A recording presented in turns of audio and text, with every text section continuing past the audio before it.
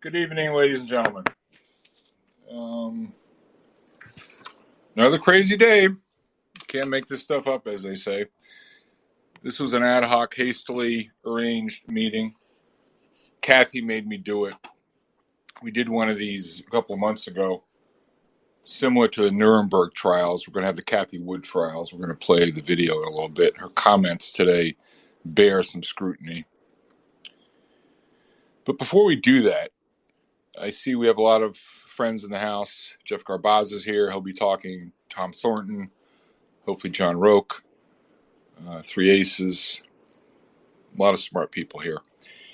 And I was talking to Tom Thornton yesterday about something and the moral outrage of all the craziness that's going on in markets. And he reminded me of the famous movie, The Line, I'm mad as hell, I'm not going to take it anymore. And it's Ed Beal, as Tommy explained it to me. So I just want to play this clip because this really captures perfectly the way I'm feeling. I'm just, this is beyond, this is not a game. This is beyond, this stock up, this stock went down. This woman is out and out lying. I don't know if there are any lawyers in the room. I mean, I'm not sure if she's broken any securities laws. I'll defer to somebody else, but I've managed a mutual fund before, and I've managed 2 hedge funds. And trust me, if you said stuff like this, you'd have compliance in your office so fast it'd make your head spin. The SEC would be up your backside. Now, let me just play Ed Beal. And then again, kudos to Tom Thornton for mentioning this. I want to play you this clip from I'm mad as hell, and I'm not going to take it anymore. Just hang on. I don't have to tell you things are bad. Everybody knows things are bad. It's a depression. Everybody's out of work or scared of losing their job. The dollar buys a nickel's worth. Banks are going bust. Shopkeepers keep a gun under the counter. Punks are running wild in the street, and there's nobody anywhere who seems to know what to do, and there's no end to it. We know the air is unfit to breathe, and our food is unfit to eat. We sit watching our TVs while some local newscaster tells us that today we had 15 homicides and 63 violent crimes, as if that's the way it's supposed to be. We know things are bad, worse than bad. They're crazy. It's like everything everywhere is going crazy, so we don't go out anymore. We sit in the house, and slowly the world we're living in is getting smaller, and all we say is, please, at least leave us alone in our living rooms. Let me have my toaster and my TV and my steel-belted radios, and I won't say anything. Just leave us alone. Well, I'm not going to leave you alone. I want you to get mad. I don't want you to protest. I don't want you to riot. I don't want you to write to your congressman because I wouldn't know what to tell you to write. I don't know what to do about the depression and the inflation and the Russians and that crime in the street. All I know is that first, you've got to get mad. You've got to say, I'm a human being. God damn it. My life has value. So, I want you to get up now. I want all of you to get up out of your chairs. I want you to get up right now and go to the window, open it, and stick your head out and yell, I'm as mad as hell, and I'm not going to take this anymore. No, this is enough. This is just enough. And that's why I tweeted in the stream yesterday. Probably people thought I was off my rocker. There's nothing new with that. I'm always off my rocker. But this is the moral outrage. I mean, I want to take people back, especially for those the younger folks who are in the room that may not be familiar with what I posted. If you go look at my Twitter feed, it was a play on words. I took the words of from the McCarthy hearings in 1954, and I tweeted, "Enough, Cathie, enough." Until this moment, Cathie, I think I never really gauged your lack of good judgment or recklessness. You have done enough. Have you no sense of decency? All right, and I urge you to go and read what I put in in my Twitter feed. Basically, 1954. For those of you that aren't familiar with it, you should go and read this. This is one of the most important times in American history, where Senator McCarthy from Wisconsin. And we're not going to hold Garbaz responsible for this, but he can probably speak about it. He was on a witch hunt. Communism was the thing, or fear of communism was the thing in the United States at that time. And so he was conducting witch hunts to, weed out communists, accusing everybody left, right, and center, just gaslighting people that they're communists. And they had hearing after hearing after hearing. It was very high profile. And McCarthy basically met his Waterloo. The highlight or low light of the hearing was on June 9th, 1954. And I'm going to just read here a paragraph or two. In the middle of the hearing, and by the way, McCarthy was a grandstander. He was a demagogue. It was well known. There was one scene where I recall watching this video and reading about it. He got up and in front of the cameras was waving a piece of paper. And he said, I have here in my hands a list of all the card-carrying communists in the United States, or something to that effect. And actually, when you look closely, it wasn't such a list. I think it was the Daily Racing Form or something like that. The guy was just a complete grandstander, a no good Nick. At any rate, let me just read this to you. The Army hired Boston lawyer Joseph Welch to make its case. At a session on June 9th, 1954, McCarthy charged that one of Welch's attorneys had ties to a communist organization. As an amazed TV audience looked on, Welch responded with immortal lines that ultimately ended McCarthy's career. Until this moment, Senator, I think I never really gauged your cruelty or your recklessness. When McCarthy tried to continue his attack, Welch angrily interrupted, Let us not assassinate this lad further, Senator. Have you done enough? Have you no sense of decency? Overnight, McCarthy's immense national popularity evaporated. Censored by his Senate colleagues, ostracized by his party, ignored by the press, McCarthy died 3 years later, 48 years old and a broken man. All right, so you may think I'm grandstanding. This is a little bit melodramatic, but this is beyond I think Cathie Wood's reckless or, Schadenfreude or any of that kind of stuff. This is outrageous. I don't know how she's not in jail. She has lost more money than any other fund manager in the world for people the last couple of years. Net, she has lost billions and billions and billions of dollars for people. And Tom Thornton and Jeff Garbaz and John Roque, a lot of my other friends in the room here I've spoken about this with, it's real simple. I think Thornton, while you're waiting to talk, maybe you can pull up the VWAP. If you look at Cathie's returns, they're often referred to as time-weighted. People just look at what she did point to point. But the problem is the money always goes in and comes out. It goes in at the top and out at the bottom. So if you look at this, happened to Fidelity, by the way. It's not unique to Cathie Woods. Investors are human. We're all human. We all make mistakes. We all chase. And so when you have the siren calls beckoning at Cathie Woods saying, come on in, sucking people in at the top, My Life and Times by Cathie Wood is told to Tom Thornton, all right? She's blowing people up. It's outrageous. If it's not illegal, it should be illegal. Now, what's brought this tirade on is, I don't know if some of you saw it, but she appeared yesterday. It was on CNBC. She was appearing, I think, at an ETF conference or something like that in New York.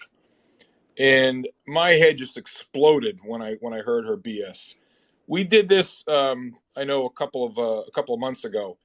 And again, the reason we're doing this today is because, she just happened to come on again. But I just think she's just lying flat out, lying. All right. I want to play a clip here. So while I'm doing that, though, I'd like to start off. We were very fortunate tonight to have both Tom Thornton and Jeff Garbaz in the room. So I know Tommy's up on stage. Jeff, if you'd like to raise your hand and come up on stage as well, that would be fantastic. So Tommy, while I'm fumbling for the clip here, maybe you could weigh in on what you see going on. We'll get to the market more generally. Let's just hold that comment. But I want to first focus on Cathie Woods because I think she's pulling the wool over people's eyes. And there was a fabulous thread on Twitter last night. I'll find it, where it was like a 25 verse thread, where this guy really laid it out well, how she's destroying people. So, Tommy, always good to see you, my friend. The floor is yours. So if we could just talk about Ms. Woods and what she's doing, and that'd be great. We go on to the bigger market thoughts later. Tommy, the floor is Yeah, we yours. don't. So hey, gang. Okay, I just got in from dinner, and George hit me up and said we're going to talk about Cathie Wood. So here's the thing. I have no I wrote about this today about her the stuff she's been saying, and I actually I start. It was called, my note today was called Managing Expectations, and here's a quote. My expectations were reduced to zero when I was 21. Everything since has been a bonus. And that was Stephen Hawking. Now, you just bear with me on this. So she's talking about that her fund, she expects 50% compound annual rate return for the next 5 years. That's 600%. I'm just spitballing there. You know, people with calculators can, tell me what, their HP computers or calculators can tell me what it is, but that's pretty aggressive. And if George Noble, the fine fund manager back in the late 80s and 90s, was saying that the fund that he ran for Fidelity was going to do that, I think he'd get a call from the compliance manager and say, George, what the fuck were you thinking? You cannot say something like that. That is going to get us in trouble. Now, that's the fact. You cannot say that your fund is going to do what it's going to do, because first of all, managing expectations for a fund is essential. And if she says that and somebody puts their money in, or a lot of people put their money in, a lot of money, and it doesn't come true, there could be a class action suit if things go awry. And she can claim, oh, well, the market or Elon Musk didn't, tell the truth, whatever. But the fact is, she's so aggressive in what she has. Her model is aggressive as far as coming out and saying, oh, my price target's on this or this or this. Now, let's just remember, she's got on my note today on the bottom, if anybody got to it, if anybody read it, a couple of you have, I bet. But she basically was at a Bitcoin conference, and she said Bitcoin to $1 million by 2030. And she laid out her thoughts on Bitcoin, saying that adding those that get in now will have a, quote, very nice ride. Well, no shit, a very nice ride, of course. But there's no, caveats in that, in where she says, this, there's risks involved or anything like that. And that's the problem with this market right now. Nobody sees any risk. And so the problem I have really with her, and I was asked it, I was just at the Real Vision Macro Experience conference, which was really fun. I had a great time. I bought drinks for the entire bar at the last night. I don't remember the last half hour. Buying drinks with Japanese whiskey can get expensive. Pro tip right there. But anyway, I was asked, about Cathie Wood, and someone said, do you think it's people are dunking on her because she's a woman? And I said, no. It's because she's employing the same scammy, hyper bullshit price targets that Garrett Van Wagoner did, Kevin Landis did in the tech bubble. These guys were sucking in money left and right, and their funds blew up and were down 90% when it was all said and done. And crazy as it seems, they're still in business. Okay, fine. I give them that. But here's the big problem I have right now with what she's doing. She has no humility at all. Zero. I when I screw up, and I do often, I'll be the first one to jump on the sword and say, yep, wrong. Sorry, it happens. And I'll move on. And if I was running a fund, and if George was running his fund and he was wrong the first thing you do is you explain to your investors, I've been wrong. My models haven't worked. I've been in illiquid stuff. It's devastating. It hurts. And we're going to forge ahead with a bit more conservative approach. No, she doesn't do that. She is doubling down every opportunity she can. She's calling her stocks value stocks, which I'm sorry, those aren't value stocks, Cathie. They don't make freaking money. Sorry, George, I'm starting to like take on your persona here. And by the way, the Howard Beale of Network, I think, is absolutely perfect for George. And that was a great clip, George. But the bottom line is, she would do herself an enormous amount of justice owning a loss. When somebody is wrong on Wall Street, they get chastised hard time, big time. Okay, it just, you said this would happen and it didn't happen. All right, I know I was wrong.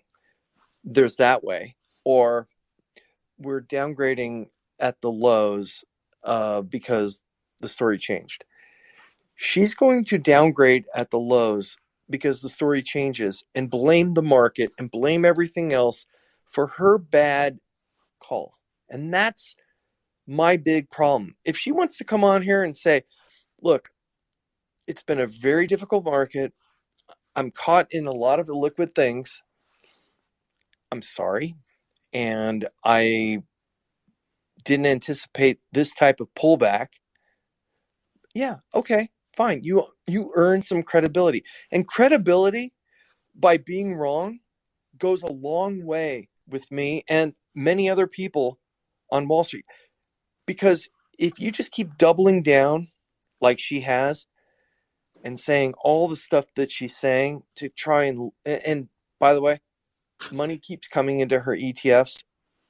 I don't know why, but money keeps coming in, even though it's been a complete disaster. Tommy, you hit the nail on the head. That was beautiful.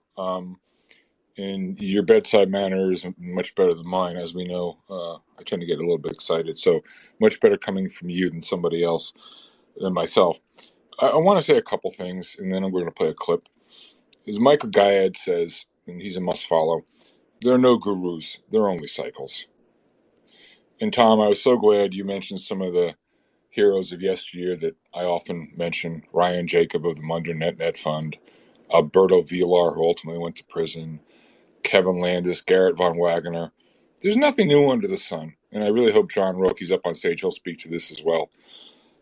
We've seen this movie before, and we know how it ends. So again, there are no gurus; there are only cycles. Hey George, just one thing. Go ahead. One thing, the humility aspect that's lacking here is really astounding, and that really shocks me that she can't come on and say, man, this has been such a difficult time. Our firm is we're pulling together. We're gonna forge ahead. We're gonna be a bit more conservative. The things that you should say, she hasn't said. 100%, Tommy. So all the criticism against, let's just say, her firm, and believe me, this is not a gender thing or anything like that. I have 3 daughters. I'm super proud of all my girls, and I'm a big believer in. I love to see women investors. It's a big deal for me. Many of them are less emotional than men, but that's another topic, George. We'll go there another time. But the fact is, she invites the criticism and the 100%. scoring. Tommy, 100%. Let me interrupt you. So, if you go back to ancient Greece, go to the ancient Greeks, hubris was considered to be amongst the biggest of sins. It's the bigger they come, the harder they fall. So, Tommy, you put your finger on it. It's the complete lack of humility. And I don't know if she's just so unaware, she's desperate, she's possessed. She doesn't even realize what she said. I don't really know. I'd like to point out something to people which is lost, I think, on most. And you could really catch her. She's such a liar. If you go back a year ago to February of 2021 when she was at her zenith, she says we expected, and someone who has a calculator can do this. I did this 3 months ago. I did it again this morning. I have the numbers to hand, but you get the point. At that point, she said we expect our stocks to return 15% a year for the next 5 years. Okay. So using the rule of 70, 15% will take you 4.5 years to double. Okay. So that means if you have $100, it'll be $200, and it makes it as simple as possible. You have $200 4.5 years from now. Okay, start with 100. It's going to become 200. Fine. Then take it down 60%. So now we've got 40. The terminal value is still 200. So that's a 5-bagger, 40 to 200. You can work out what the numbers are, all right? But it's a 4-bagger. The thing is, you plug in 50% like she's saying, it gets you a 750% return. She's just out and out lying. She's just literally making stuff up and throwing it against the wall. Literally. Hey, George. Yep. George, Okay, can so for a lot of us... Hold on. Wait, Tommy, Okay. hold on.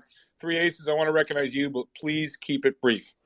Yeah, all I wanted to do is just comment, and hi guys, and comment on Tommy's statement about her lack of humility.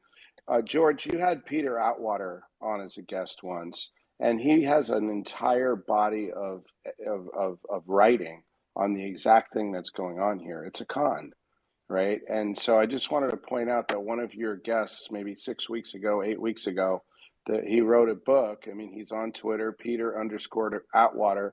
He talks all about this. I don't want to steal the whole time here, but anybody, maybe George, have him back or something. Yeah, 3 aces. He's nailed it. Right? Yeah, no, totally. Thank you for that, 3 aces. We will have him back. He's a great guy. He's a friend of this room, and he talks exactly what you're speaking about. And 3 aces, if while Tommy's talking, I mean, there was a thread last night. Maybe you can throw it up in the nest because I'm not good at doing this. Someone put out a brilliant thread. We're gonna play a clip of Cathie in a second, but someone can find this and throw it up in the nest. There was a brilliant thread. It was like 25 verses. It was written by, I think, I don't know who it was. It was talking about how Cathie's gone around. All these high net worth individuals are getting blown up, and they have no idea what's going on. I mean, it is scandalous. Hey, So George, yeah. It's Jeff. I got the thread. You want me to read a little bit of it? No, Jeff, hold on, Jeff. Hold on. Before we do that, Jeff, I want to play the 4-minute clip from CNBC. Okay. In the meantime, if you can throw it up on the nest or send it to, I don't know how to do this, send it to 3 aces or somebody to put it up on the nest so people can read it. Or you know what? Jeff, retweet it. I'll go to your timeline and put it in there. Yeah, Okay. that'd be great because it's a brilliant thread. So what I want to do right now is I want to play. It's 4 minutes. I will interrupt. It's sort of like the Nuremberg trials, but let's just hear it in Cathie's words. So this doesn't become, a bunch of haters just hating on her, dunking on her. So just hang on. Let me just play this. Hold on. By the way, Peter DiCaprio is a friend of mine. George, if you want to have him on as a host, I can easily organize that. The tweet that's in the nest that Jeff gave me. Jeff, if you want to speak, Jeff and Jeff Garbaz, if you're there, if you want to you can, while I'm trying to get this audio hooked up, if you want to just highlight, it's up in the nest now. If you want to highlight some of the high points, I mean, don't read the whole thing; it's too long. But some of the really scathing things, which are just unbelievable. So Jeff, if you could run with it, that'd be great. Yeah, sure. Okay, here it is. It starts off. I've spent the past few weeks in the depressing company of high net worth investors. The experience has been sobering, alarming, comedic, maddening, frustrating, and ultimately cathartic. Here are my summary conclusions. Outfits like CNBC are doing untold damage because they feed a hype cycle that will ultimately prove to be disastrous for retail investors. Retail only cares about performance it can brag about at cocktail parties.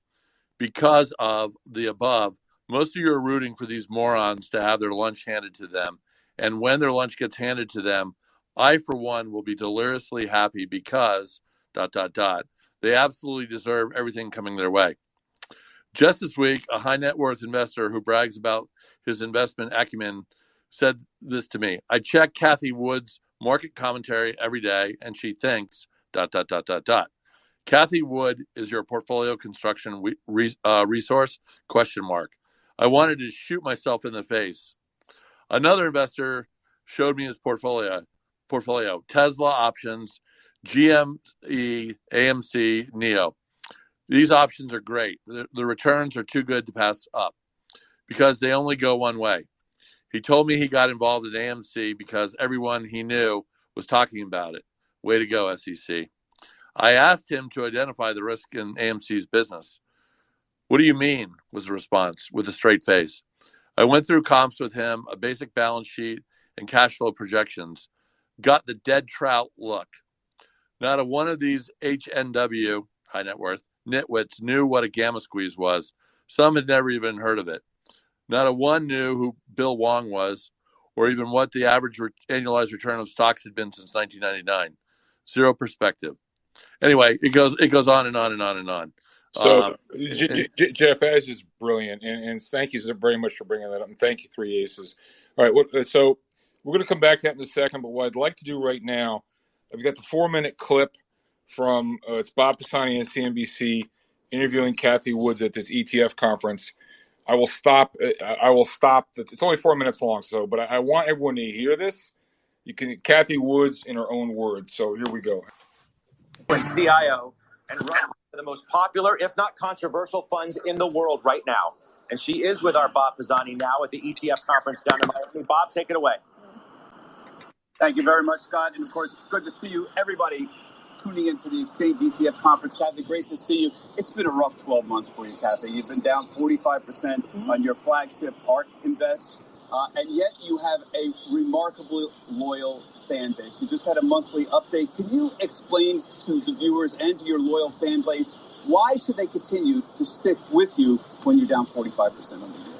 Well, I think if we put in perspective what has happened here, you'll understand some of the loyalty. First of all, we give our research away, and I think we get it back in terms of, people believe averaging down into a... All right, stop. We give our research away. I can point to any number of serious people who have read her research, myself included. She gives it away. She gives it away for the same reason Tesla gives away their IP. It is worthless. There is no there. I'm going to call him out by name because he's a friend. Bobby J., serious guy. I remember him telling me 4 years ago he went to visit ARK because the buzz was starting to see what was going on. And it was like a clown show. It's a bunch of kids running around. They're clueless. I'm a former auto analyst. I've spent time going through Tesla earnings models. There's no cash flow statement. Nothing balances. They're literally making shit up and throwing it against the wall. Literally. There's this great book a couple years ago, Alan Keyes, entitled The Post-Truth Society. People just make shit up. She's totally making shit up. So that's personal foul number one. Okay, but I digress. Here we go. Hours, believing that we're onto something, some very big exponential growth opportunities. But if you look at the last 5 years, and we do have a 5-year investment time horizon, so let's look back and then forward. Back over the last 5 years, I don't have the exact number, but our performance, our flagship strategy, has compounded at close to a mid-20s annualized rate. And if you look at active management generally out there, I think that only 25% of all active managers in the last 10 years have outperformed. And of the large cap managers, I think it's 11%. So last 5 years, yes. COVID, we got killed going into COVID, and our mantra was innovation solves problems. We started doing a YouTube video from the trough in COVID to the peak. We were up 360%. And at the end, I was saying, keep some powder dry. Now, down this much, we're saying, if you believed that at the peak, when we expected our total return for the next 5 years to be 15% at a compound annual rate, If you believe that then, what has happened since? Prices have come down, but our models actually, our earnings return expectations have actually gone up. So over the next 5 years, we're expecting, consider the source, it's our research. Our research, I think, is the best in the business, but we're expecting a 50% compound annual. Stop. Consider the source. Okay, so I'm George Noble. I may or may not start the Noble ETF sometime in the next few months, okay? I think we're going to make 50% a year. Just me. Consider the source.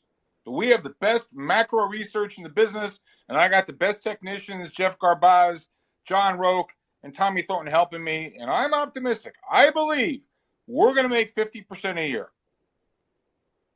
The cops would be breaking the doors down on my house before I could finish the Twitter space. Are you fucking nuts? Let me keep going. Earnings returns may not be the most important thing to you right now. It may be the path of interest rates. You were here a little while ago. You said raising interest rates might be a mistake. We had Bill Dudley, the former head of the New York Fed, last week said to get inflation under control, the Fed will need to push bond yields higher and stock prices down. They seem determined. What does this mean for the future of your portfolio? Well, it's interesting. I think the bond market is already sending off some signals. The yield curve, 2s to 10s, inverted last week. That usually means that growth and or inflation are going to disappoint or slow down relative to expectations. Stop. Okay, so now she's a yield curve expert. The whale oil queen, who was calling for $12 oil. That oil peaked in 2019 and demand will never recover to that level. She's now pontificating about the slope of the yield curve. Are you kidding me? And you watch the contortion, she waves her hands. I think she just learned the phrase like a week ago, so sometimes she can fake it when she's on TV. This is like unbelievable. But the problem is she's preying on the ignorance and the naivete of the momentum crowd, the FOMO crowd. She is Garrett Von Wagoner. She is Kevin Landis. She is Alberto Villar. But she's taken it to a whole nother level. Not even those guys had the chutzpah, for those of you whose Yiddish isn't that good, audacity to spew this type of garbage. We only got one more minute, and then I'm going to open it back up to you, Tommy and Jeff, and I want John Roque to speak as well. The bond market itself, even though it's backed up, the bond market to this day does not believe that inflation is baked in the cake. It is interpreting what has happened as a series of supply shocks, starting with COVID, all the supply chain problems, which I never would have expected to last this long. And now we have Russia's invasion of the Ukraine, food, energy. We've got labor shortages. Well, I'm going to say the same thing that we said during the depths of COVID. Innovation solves problems. We have more problems now, and I think our ilk of stock is going to do very well if interest rates back up a bit more. And the reason I say that is we do believe cyclical inflation is near a peak. If you look at last year, this time, April delivered a 0.9% CPI read. Okay, so that's our comparison. And now we're seeing used car prices fall. I think energy even is down month to month. So I think we're starting to see cyclical turn down. So not only is she an oil economist, has a $12 forecast working out for you, Cathie, she's also the used car queen. If I hear one more idiot talk about how used car prices, all the CPI, all the inflation, all about used car prices, are you fucking kidding me? I called these people out a year ago. Have they no shame? Have they no decency? All right, enough. I got to calm down and take my meds. So, John Roque, before you speak, John Roque, did you want to say anything? If not, John, are you there? Hi, George. I just, I'm listening to you and Tom Thornton and some of the other comments, and I just think if that's Cathie's bet, we probably want to take the under. John, like Tommy Thornton was pointing out, the fund inflows. She's still got like $50 billion under management or something like that. John, these are not things that you see at the bottom, no? I mean, people should be asking, people still, the dream is alive. You got to believe. This is like the '69 Mets. Well, I mean, the 69 Mets were different. They won,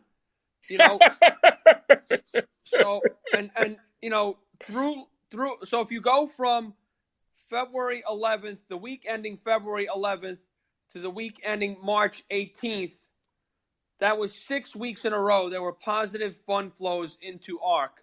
And then you've had from March 25th through the end of the week of April 8th, there have been 3 weeks in a row of outflows.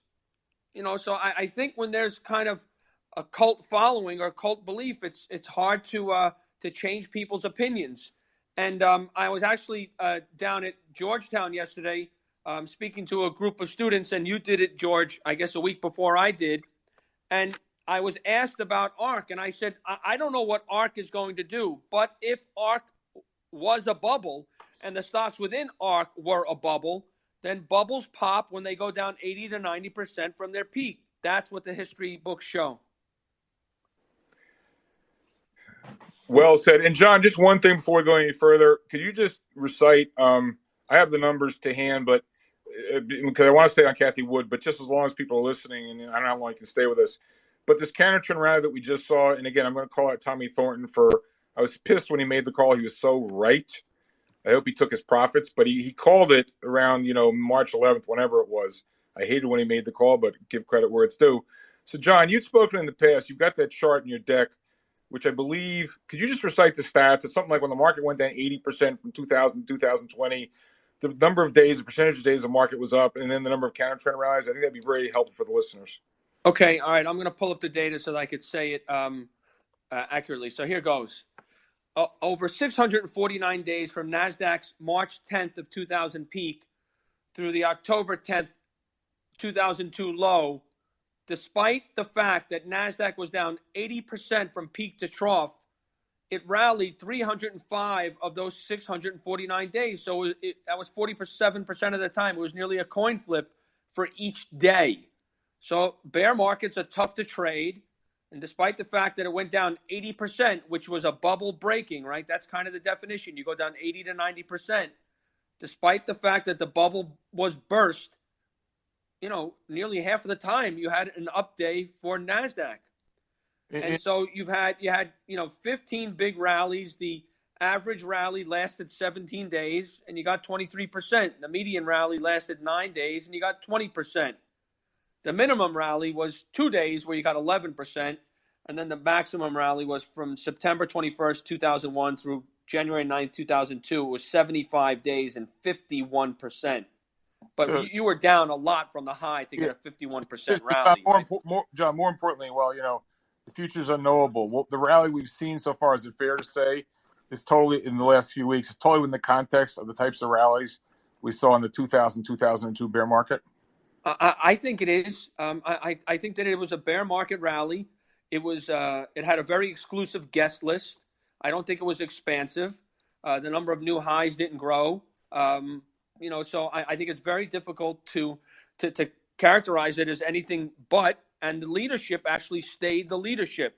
The leadership going into the bear market low was natural resources, and natural resources are still the leadership. So that's encouraging to me that it stayed the leadership even through the rally. So that's where I want to be associated with. And I think that, in traditional bear markets, 80% of the stocks go down, 20% of the stocks go up. And I want to be associated with the natural resources because they're in a bull market. That's awesome, John. Thank you for that. Please stay with us. I want to bring everyone else into the room to stay as long as you can. So I'd like to go back to Tommy. He had something to say. And then Jeff, because Jeff has a lot of data he wants to share with us. So, Tommy, you're there. The floor is yours, Tommy. Yeah. Hey, John. John Roque, by the way, is one of my favorite people, and I met him when I was working at a hedge fund in LA when I lived there. And the coolest thing was, we had all these sell side people take us out to sushi and all that garbage. But John's like, hey, when I come to town, I want to go to baseball games. So we went to Dodger Stadium, and that was like one of the coolest things. And I absolutely need to catch up more with John. John's absolutely right on. there are bear market rallies, and listen, ARK's going to rally. There's going to be big, pops in this thing, and then it's going to like fade, and oops, that's what happens. But I think what I really anticipate is that her top holding, the one that got her to the party and got her the recognition, Tesla, is going to be the stock that is the nail in the coffin for her. And again, I'd rather her come on and say, you know what, it's been a really tough time. We're gonna, forge ahead with the best we can, conservatively managing this time. But no, she's not going to do that. And those comments that you just sent, George, were just almost shocking. I don't listen to CNBC, which, if you guys want to just do a little something, turn it off, watch Bloomberg, watch something else, listen to music while you're trading or doing your research. But it's just obscene that she just keeps doubling down. And that to me is the most troubling thing. And you know what? There's all these people in these cycles, and Michael Gayed is absolutely right with, it's all about cycles and people. And 100%, Tommy. All right, Mr. Garbaz. Jeff is, for those of you that haven't heard him speak before, Jeff works with quantitative partners of Phil Erlanger. He's the preeminent expert on short selling and keeps better records of short interest data, and is able to track flows and where crowded shorts, not crowded shorts, et cetera, et cetera. And I was speaking to Jeff briefly before we started this room, and he was going to come up with some of the data on the short positions of the ARK components. And Jeff, I think a good place to start is Tesla, because I think Tommy's totally right, and John Roque has also spoken about that. That is the mother lode. If that goes down, Cathie bar the door. So Jeff, maybe you want to just review, some of her bigger positions, maybe starting with Tesla, and what's it look like to you? Jeff, the floor is yours. Jeff, are you there? I don't know where you went. Well, I'm back. Sorry, it keeps muting me. So we put out a email every weekend where we look at all the holdings in ARK Innovation, ARK Next Generation, ARK Genomic, and ARK FinTech. And so I want to start there because this is really interesting. The most widely held stock in there right now is PATH. Okay? PATH. I don't know if anyone knows this name or not. Hey, Jeff, this is in the FinTech fund, PATH. I've never heard of it. Go on. PATH is, the name of the company is UiPath, and it's in every fund that she owns. And it's so we like to look at what's held in all of her funds the most. So PATH, which is basically at a 52-week low now. Teladoc, which is basically there at a 52-week low. Coin is held in 3 of the funds. DraftKings is held in 3 of the funds. Robinhood is held in 3 of the funds. Shop is held in 3. Square is held in 3, which is now Block. Twilio is held in 3, and SE is held in 3 as well. What to me, George, the most telling thing about all these, let's just look at them. Most of them actually don't have a lot of shorts in them. PATH does. PATH, they're going to take it down to like its lows. Its short interest is 4.19 days, and the short intensity is 89%. For people that don't know, the first thing we do to come up with a short intensity is we look at the range of the short ratio historically over time. This thing, once it breaks 20, George, I don't know where it's going. She's going to have to probably dump that. Teladoc, this is what I find interesting, is now at 43%, still a decent short ratio in that. Coin is horrible as well, but the shorts are like pressing on a bunch of these names. Coin is at 77%, only 1.2 days to cover, because Coin just has so much volume that it trades every single day. DraftKings, the shorts have kind of given up here, which makes it now a long squeeze. For people that don't know, a long squeeze is a stock that is weak technically and no one is short. So as longs go to sell, and there's no shorts covering, it just continues to drop. And if you look at DraftKings, I use DraftKings every week. I play it. I'm an addict to DraftKings golf. But once it breaks $15, it's going to be a free fall on that one. Jeff, let me interrupt you for a second. I don't want to get in trouble here because, well, actually, you know what? Do your own advice. I will name names. I will name names. Okay. Oh I'm yeah. going to name names. I'm going to name names fundamentally. Okay. I usually don't do this. Okay. Fully every other name you've mentioned, I've either been short or am short. For instance, I think Coinbase. I can tell you a fundamental story why Coinbase is going to get cut in half from here. Yeah. No question. All right. You go look at, if anyone wants to know the bear case, go look at Jim Chanos' feed. Yeah. All right. Well, okay. That is a fucking disaster. Okay.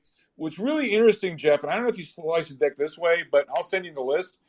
But one of the things I like to do is I don't like look at our biggest positions. People say, oh, well, you know, Tesla's 9% of her fund or whatever. You should short that. No. What I like to do is you look at the stocks. Where is she the biggest holder of? So as an example, let's pull up, Jeff. Let's pull up. Can you pull up NTLA, Nancy, Tom, Larry, Apple, Intellia Therapeutics? What does that look like, please? NTLA. It would be a long squeeze, except for the fact that short intensity is just a little too high. It's at 48%. It's got to be a little bit lower. But okay. The tech rank is at 10%. Okay. The short ratio is at four days to cover. Okay. So let's play a little word association, and then I'm going to give you the punchline. Could you please pull up Beam Therapeutics, BEAM, Boy, Edward, Apple, Mary, BEAM? How does that look?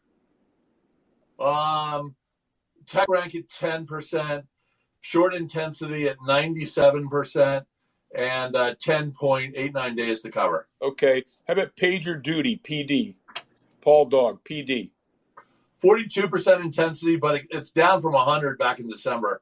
And the short ratio is 5.69 days to cover. All right. And the last one is NVTA, Nancy, Victor, Tom, Apple. NVTA. Tech rank of 10%, short intensity of 29, 6.75 days to cover. Okay, so that would be a long squeeze, right? No, just because the short ratio is a little too high. All right, it's in purgatory. It's in purgatory. Okay. So let me ask you a question. The 3 or 4 names I threw at you, would you remotely consider buying any of those? No. As a matter of fact, let me just give you this. This will be interesting to you. Right now, through last weekend, there were 35 names in ARK K. Yeah. Okay. Yeah. And tech rank of, we'll give her the benefit of the doubt, 60% or better. Tesla was at 100% then. CRISPR was at 60. PagerDuty was at 80, which is now down. SGFY was at 70, and the last one was TWOU was at 60. Everything else was an absolute. Almost every name has a tech rank of 10%. 10% is the worst. 100% would be the best. That's fabulous. All right. So you could say on a bottom-up basis. I mean, it's one thing if we say, Sharon Freud, we like Cathie Wood, we're misogynists, blah, blah, blah. But if you look at her portfolio from a bottom-up basis, you're telling me it's a pile of dreck. Is that I hear you correctly? So let's break out the 3s and 4s. So the stuff that's weak technically, the 4s are weak technically with no one short. And there are 8 names of those. And then where the shorts are making money and they're correct, there are 9 of those. So that's pretty telling. Yeah. Both of them are pretty damning. Yeah. And so the point I'm trying to make here, the names I threw at you, for everyone in the room to understand why am I throwing those names up there? Again, those names are not her biggest positions. Tesla's like her biggest or second biggest position. Those are the names where she owns, like, just RK alone, she owns 8 or 9% of those companies. It doesn't even include the other ones, okay? So the point is, if you have a company where, let's say she owns 12% of it, and there's only a 75% float, she owns, in that scenario, 16% of the floating shares. As Tommy Taylor, favorite trader for the Bass Brothers back in the 80s, once said, never believe a chart you drew yourself. It's cash flow investing 101. Okay, she drove it up. Yeah. And these are the things that are less liquid. There's no exit door. This Yeah, is like, you're missing a really go for it. great one. Go for it. Zoom right now is tech rank of 20%. Short intensity is 55, so it's not quite a long squeeze, but the short ratio is only 2.69 days. All right, And okay. So the point is, long squeeze. Yeah, okay. And this is like, if you guys remember 15 years ago, people love my sort of graphic metaphors or whatever. There was that horrible fire in that nightclub in Rhode Island. It was a flash fire, and like 200 people got incinerated because they all tried to get out the door at the same time. Nobody could get out. Okay, she's got a portfolio full of that crap. Well, George, today you and I were talking about we put out a screen every week, and I'm kind of finished with this because we've made the point on what's in her portfolios. But you and I were talking today about the screen we do every week, and the screen's week was made today by Marriott, and look at the stock today; it was up over 7%. And the deal is, and it wasn't even on really news from them. It was news, and Tom Thornton and I were talking about this. It was on Delta, coming through saying, "Oh, we've never had such orders," blah blah blah. So then people took it higher, but it didn't go up on much more than its average volume over the last 21 days. And the point, to your point, is like caught in the white whatever it was called bar in Rhode Island where no one could get out. It's the same thing now. Buy-side traders are having the worst time in the world because they want to go and sell anything. They're going to take a stock down by X, or if they want to buy it, they're going to take it up because 100%. there's a lack of liquidity 100%. In this market. 100%. Brilliant. And we have an indicator. It's called Erlanger volume swing, and we do it on the market as well. And a week ago, while we were kind of hanging in there before we fell apart, it was at +5. And now we're negative again. But to John Roke's point, I'll kind of share like this week. This has become a very interesting week all of a sudden because on Monday and Tuesday stocks struggled. If we look at the short squeezes for the week, they were down 1.14 after Monday. Tuesday they went to down 0.39, and today they were up for the week. Now they're up 1.69. So they're up 2.08% today. If I look at the threes, where the shorts had been making money, they came into today with a loss, i.e. they were making money, 43 basis points, and now their names are up 2.23. So they had a reversal today of 2.66%.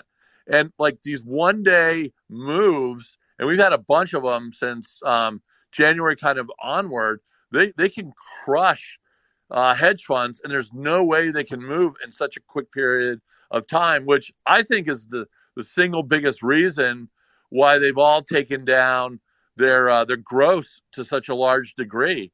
And that's having an impact on liquidity because the traders every day are not, Fidelity and Jennison and Oppenheimer and blah, blah, blah. It's the hedge guys. So they've disappeared. That's the really big story that's being missed here. That's a great point, Jeff. So just stay right there. I want to bring some others into the conversation. I'm sure there'll be some questions for you.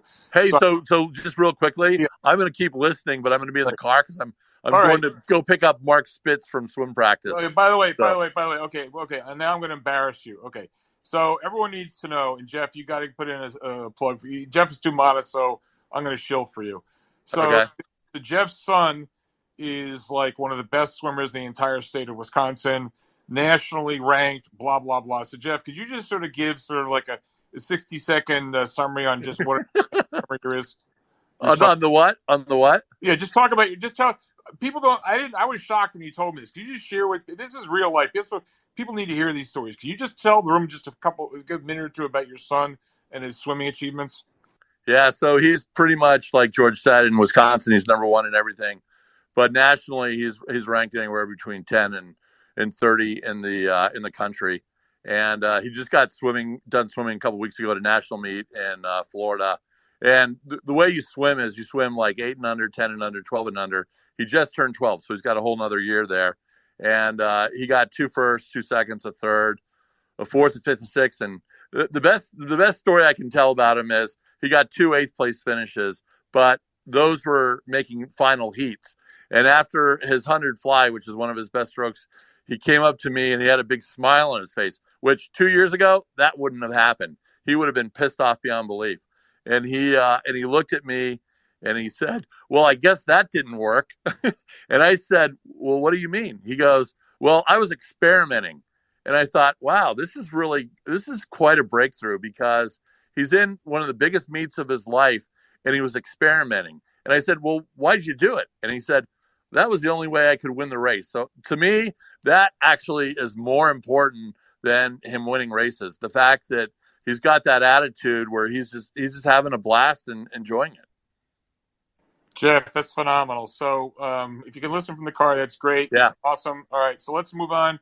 We're going to do Storm, and then my good friend Guy Cirandulo, and then Jackson. So Storm, the floor is yours. What's up, Storm?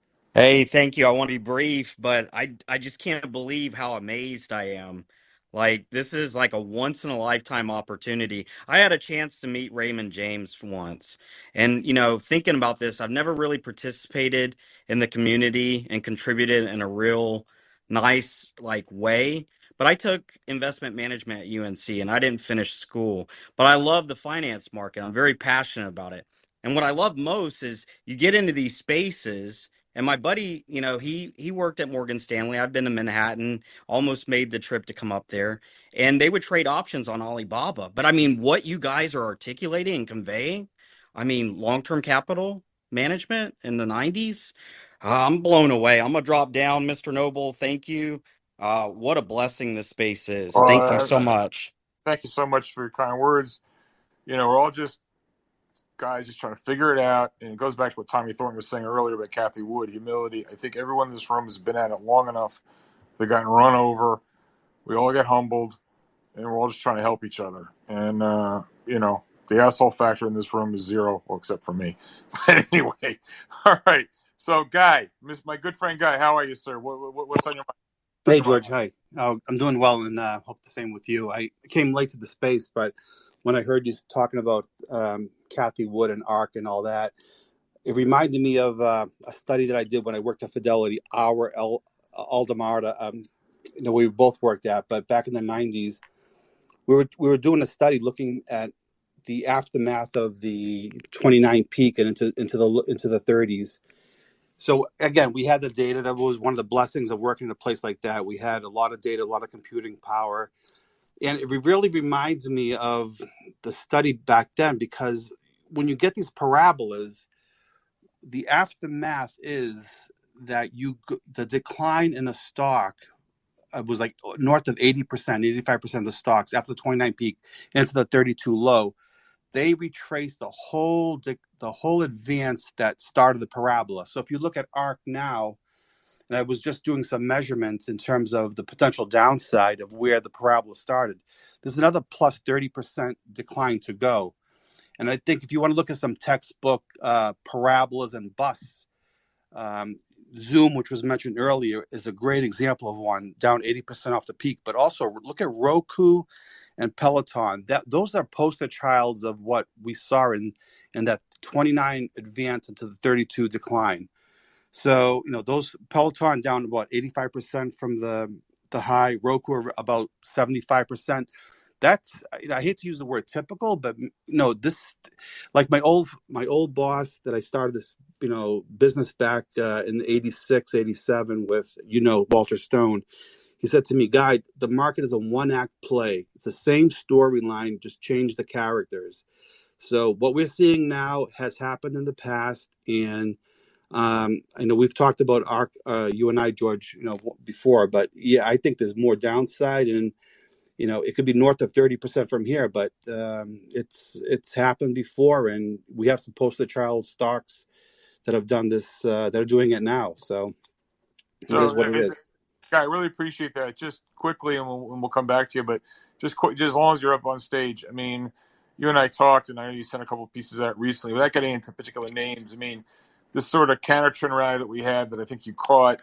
If I'm not mistaken, you were going back to this beginning of the week. You were calling for the market to head down. So, again, not right here, right now. We don't want to micromanage the thing, but whereas you had this incredible counter trend rally that went on for a couple of weeks, which way is the wind blowing right now? Do you think the path of least resistance is down on a lot of the speculative merchandise? What's your market call right here? Yeah, no, for sure. I mean, things that I've again, George, working where we worked at before, we've been blessed with the opportunity to pay people to learn research coming from different aspects. So I had another mentor that's retired, but basically, some of the stuff that we've looked at, when you're in a strong decline, the counter trend rallies tends to be 2 to 3 days in duration, maybe 4.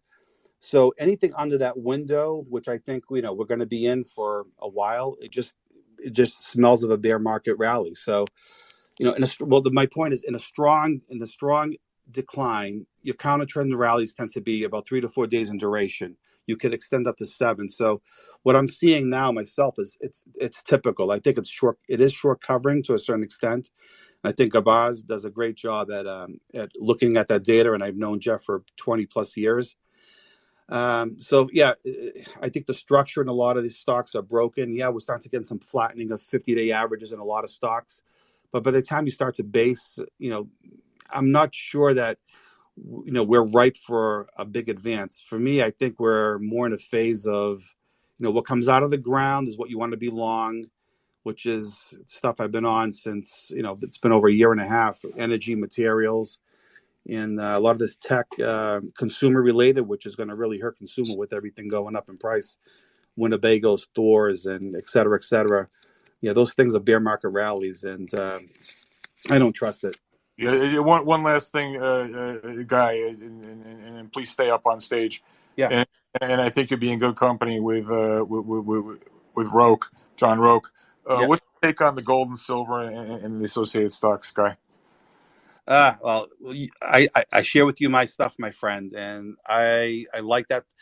I think the gold itself, it's on the verge of a huge advance, similar to what we had probably in February of this year. But even going back longer than that, to me it smells and feels like that 09 advance, Right. 09 to. So I'm long.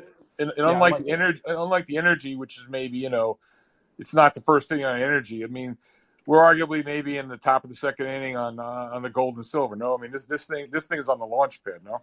Oh, I think so. And then the stuff I wrote to clients over the last number of months is, Newmont would have to be at the top of the list, only because, working at these big shops where they're managing a lot of money, if they're going to get interested in gold, that it's not for a lot of PMs. Sure. They're going to go to the most liquid big cap name, and Newmont will be, top of the list. Then you have your Barracks of the world, which Right. will probably be number 2. So yeah, no, I think it's going to have legs. Silver has the same thing. And That's great. And by the way, John Rook, I don't know if you're still there or you're watching a game, but John, you and I talk. Maybe just briefly give the room just a sense of where, because I know you're big on Bang and all the stuff. You and I we're like brothers, but maybe just for those who aren't familiar, like just your take on resources and just differentiating between energy, base metals, and precious metals. Okay, so I think that institutional investors don't have enough in the way of positions for these stocks in the natural resource related area. I've made 6 of my own indexes. One is called Bang, which is an homage to Fang, and it's gold stocks, and it's really not that much different from the XAU. So, I have a coal stock index, which is up 90% year to date, fertilizer 31%. Iron ore, 28%. Shipping or tankers is up 37%, and uranium index is up 45%. As you guys said earlier, it's Michael Guyad's line. There are no gurus; they're just cycles. So I just happened to catch the cycle right. And then today I sent out a note to clients that was entitled Silverado, and I took a look at the ratio of gold to silver. And I only did this going back to the early aughts. because I thought that the ratio was most appropriate to show at that point. So right now, roughly, you need about 80 ounces of silver to buy 1 ounce of gold. And the same number was used at the top of this kind of ratio cycle in 02. It was 80 ounces. It was 84 ounces in 08. It was 83 ounces in 16. And then it got to 120 ounces almost at the COVID low. And then just after that, you're again at 81 ounces. So let's just say that 80 ounces of silver for 1 ounce of gold is kind of the top of the range of this ratio. When the ratio got to that level in the prior 5 cycles, the line turned down, and silver outperformed gold as follows. In the first cycle, when it turned down after reaching the 80 level, silver was up 203%, gold 71. In the second cycle down, after reaching 84, so you needed 84 ounces of silver for 1 of gold, silver was up 371% and gold up 77%. After the third cycle, when it turned down from 83 ounces, silver was up 37%, gold up 9. After it turned down in March of 20, which was an extreme level at 120 ounces of silver for 1 ounce of gold, silver was up 118%, gold 31%. And then you had a little turn down from September 20 through February of 2021. Silver was up 17, gold was up 7. So over these cycles, gold is up on average 36%. The median is 31, but silver's up on average 149%, and the median's 118. So I said, I'm not interested in selling gold. I'm just interested in buying silver here because silver's in a position where it usually outperforms gold. And it's my experience that when there's a gold bull market, there's a silver bull market. And where there's a gold bull market, the silver bull market is just bigger. So that's where I think we are. I think gold's going a lot higher, but I think silver's going to go a lot higher in terms of percentage relative to gold. So I want to own silver here in addition to owning gold, but I'm not selling any gold. That's fabulous, John. One other question. Energy had been has been relative strength. It's been great. But today, the XOP, XLE, whatever, they broke out to new local highs. So I know like energy might be, energy's not in the second inning, whether it's in the 5th inning or 8th inning, or the Canadian Oil Mafia will tell you it's in the 3rd inning, whatever. Or, energy's off the launch pad, right? It's not going to do a McAuliffe rocket blow-up thing. It's going to go a lot higher, I believe. I think you believe as well. But just right here, right now, I gather you prefer silver to gold. You might prefer both those to energy. But what's your take on the energy equities right here? Do you think they're good to go still? I still think that I would own them. I still want to own them. I just, it's up 200. So this one's not up 200%, but let's just say it's up from, 30 to 80. The index is up from 30 to 80. The low was probably around 25. So maybe it is up, 200% from the lows.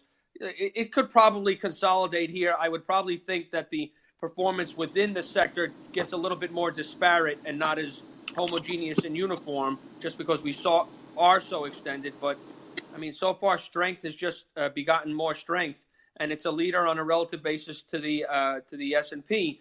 What is remarkable to me is that when we get these rallies, which Guy can certainly speak to, and Tom and some of the other guys, when we've gotten these rallies, it's quick that the investors want to go back to tech.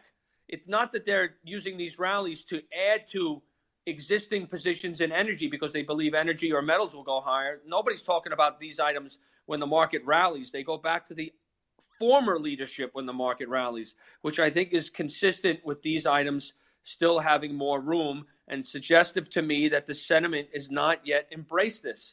I had lunch today with a client who happens to be a natural resource related PM at a pod shop, and his contention before I even asked him was that most PMs on the street do not have positions to have enjoyed what has occurred in the natural resources world. And it's been my line that we've heard a lot that this is a stock picker's market, and you never hear it's a stock picker's market when the market's trending higher. You only hear it's a stock picker's market when people aren't making any money. Yeah. And so I think if they were probably, more imaginative stock pickers, they probably would have some more representation in natural resources. That's awesome, John. And John, last thing I got to ask you. Well, I have two questions. One, were you able to catch the 10:30 out of Grand Central last night? I And made the then 10:30. okay, Thanks. and then two, can you just share with the room? You had the privilege, as I did a week earlier. It's up on my feed now. I was able to. I had the privilege of speaking before the Georgetown finance group.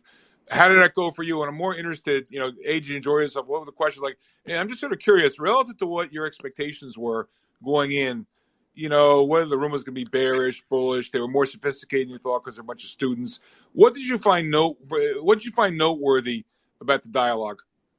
I thought there were some good questions. I thought a lot of the questions suggested that they were open-minded to either learning, perhaps some of the technical stuff which they were probably not familiar with prior, and to probably engage on some of the, I would say, not readily accepted ideas that they had probably normally heard before with respect to the way the market behaves when it's in a bear market, which I think it is, and what happens when you're in a commodity bull cycle, which tend to last or have lasted 15 years. So I think they may have heard some things that they probably hadn't heard before, and I think that they were open-minded about it. I mean, there was clearly some reticence to accept the notion that we could be in a commodity bull market and tech might not perform as well as it had, because I think many people have made a lot of money with tech, just like they have in the institutional community, and it's really hard for them to believe that stocks that have made them virtual fortunes on the institutional side might not be, good enough performers here. And certainly they haven't been good enough performers off of the COVID low, as the Bloomberg Commodity Spot Index has beaten both the NASDAQ and the S&P since that time. And I think when you present it as such, then people, don't want to believe it, but when they're shown it, then they have to come to grips with the fact that it is occurring. Thank you, John. And to me, it's sort of like people that want to hang on to the tech. People that want to Jeff Garbaz, please mute your mic.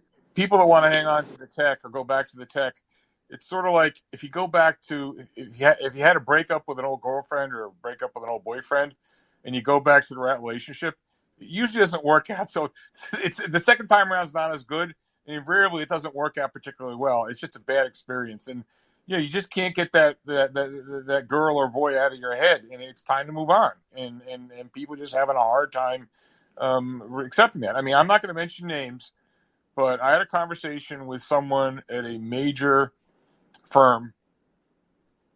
They run tens of billions of dollars, if not more. And, he said to me, he was talking about a FANG stock. I'm not going to mention the name. It doesn't matter what the name is. He said to me, George, in the last year, I've sold $2 billion of this FANG stock, and I'm still overweight. I mean, the sort of embedded positioning and therefore the reluctance of people to give it up, it's just remarkable. And I was talking to one guy today. He's been running money for 4 decades at a major firm in New York. And we're having a Zoom call with market analyst who's been in this room. And this fellow is also espousing energy and precious metals and run, don't walk as fast as you can away from technology. And this fellow is in his 70s. He's been running money for 4 decades, 5 decades. And he said to me, he's just shaking his head. He goes, they just don't get it. And he said to me, particularly among some of the younger folks, and again, I have nothing against youth. I wish I was younger. But they have not seen cycles. And his exact words to me were the arrogance. They just don't even want to think about it. They don't even engage in a conversation. It's like they know better. So my sort of visceral reaction to that is they're going to get an education. And they can get it one of two ways, either by reading it in a book or in real life, by experience. And Mr. Market, the education they get from Mr. Market is going to be rather expensive. So I don't know. I mean, John, it kind of dovetails. It sounds like some of the conversations you're having with some of the buy side folks. They just don't want to give it up. Well, and it's kind of understandable, right? I mean, you've won for so long with a particular modus operandi. I mean, I would guess that after a 3-year period, then, numbers start to be impacted to a greater degree, and maybe that will be kind of the changeover. But I don't think it's any different than any other cycle where you've seen other leadership develop.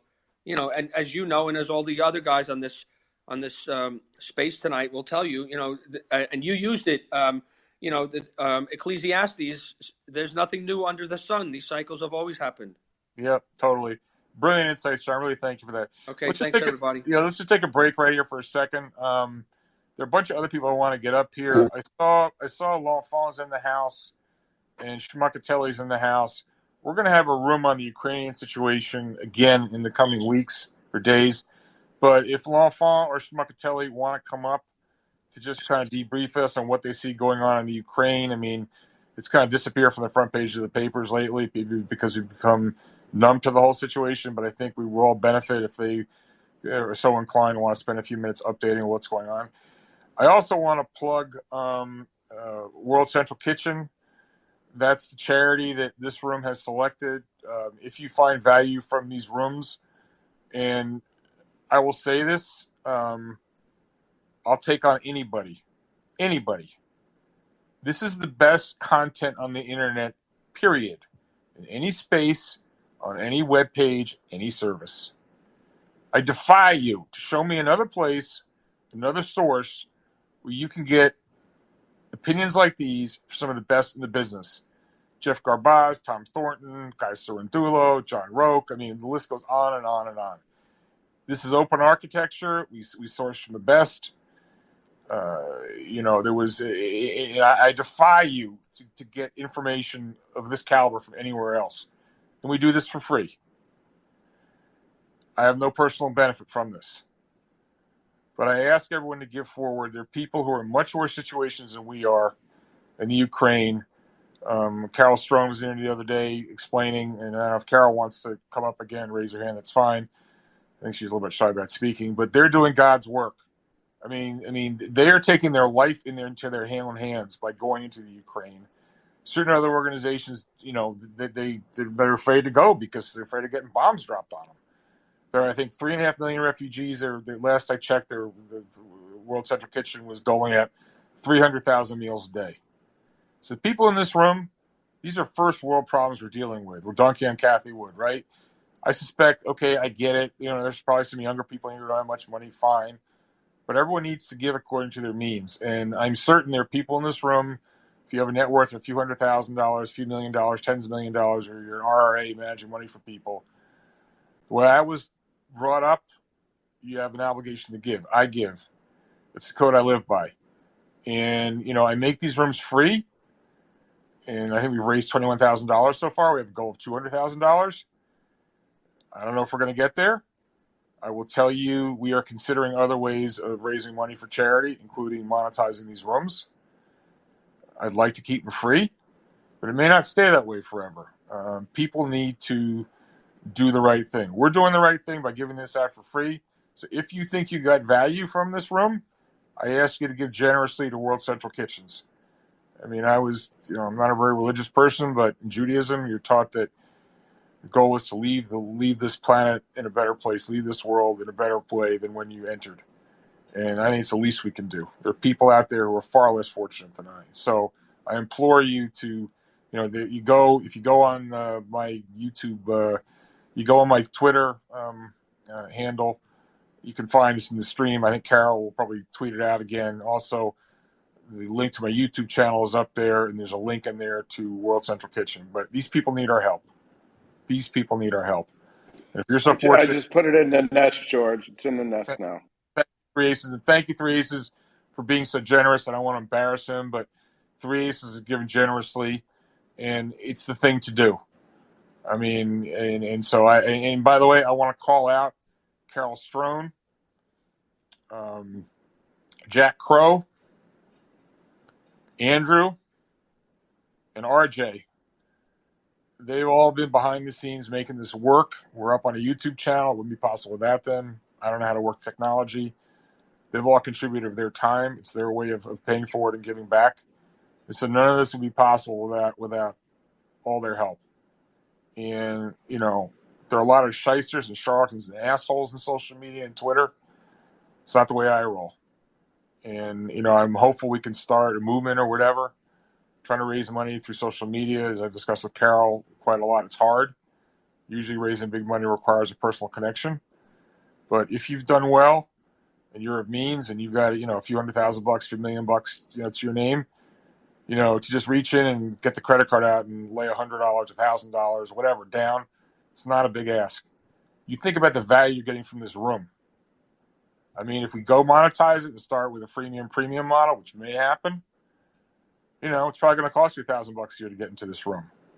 I'd rather not do it, but we're going to do what we have to do to raise money for the right people.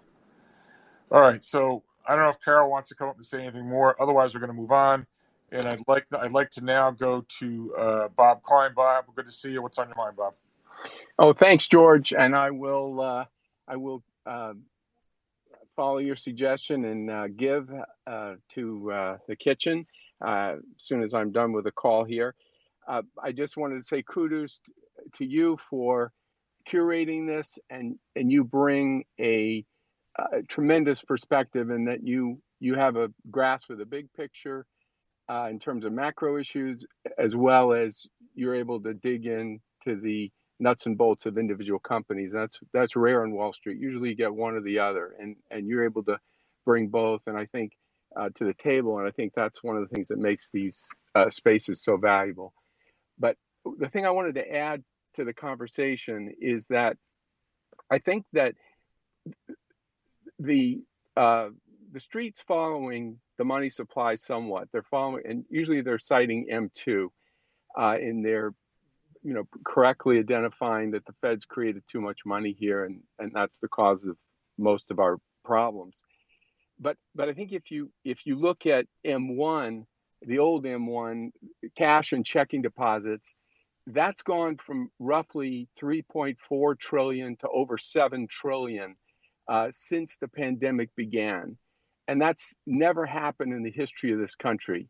In other words, if you go back to printing of money to pay for World War II, World War I, the great financial crisis, no time in history have we ever more than doubled the quantity of the most liquid money, cash and checkable deposits, in as short a period of time as we've done. And I think that's why the bond curve, Cathie Wood, yield curve followers have been missing the devastation in the bond market. They've underestimated how high yields have gone, and they're estimating ultimately how high they're going to go, because they're not following the cash. They're not following the amount of juice in the system. And I'll just add one more point. They're following Chair Powell's advice, because you guys may remember a year or two ago, he admonished the Senate not to follow the money supply. That's old stuff. He said, you have to unlearn that. I learned that in economics class millions of years ago, he said, but we got to unlearn that there's any connection between money and the economy, rising prices and GDP, he said. So you got to just forget about all that and just follow me.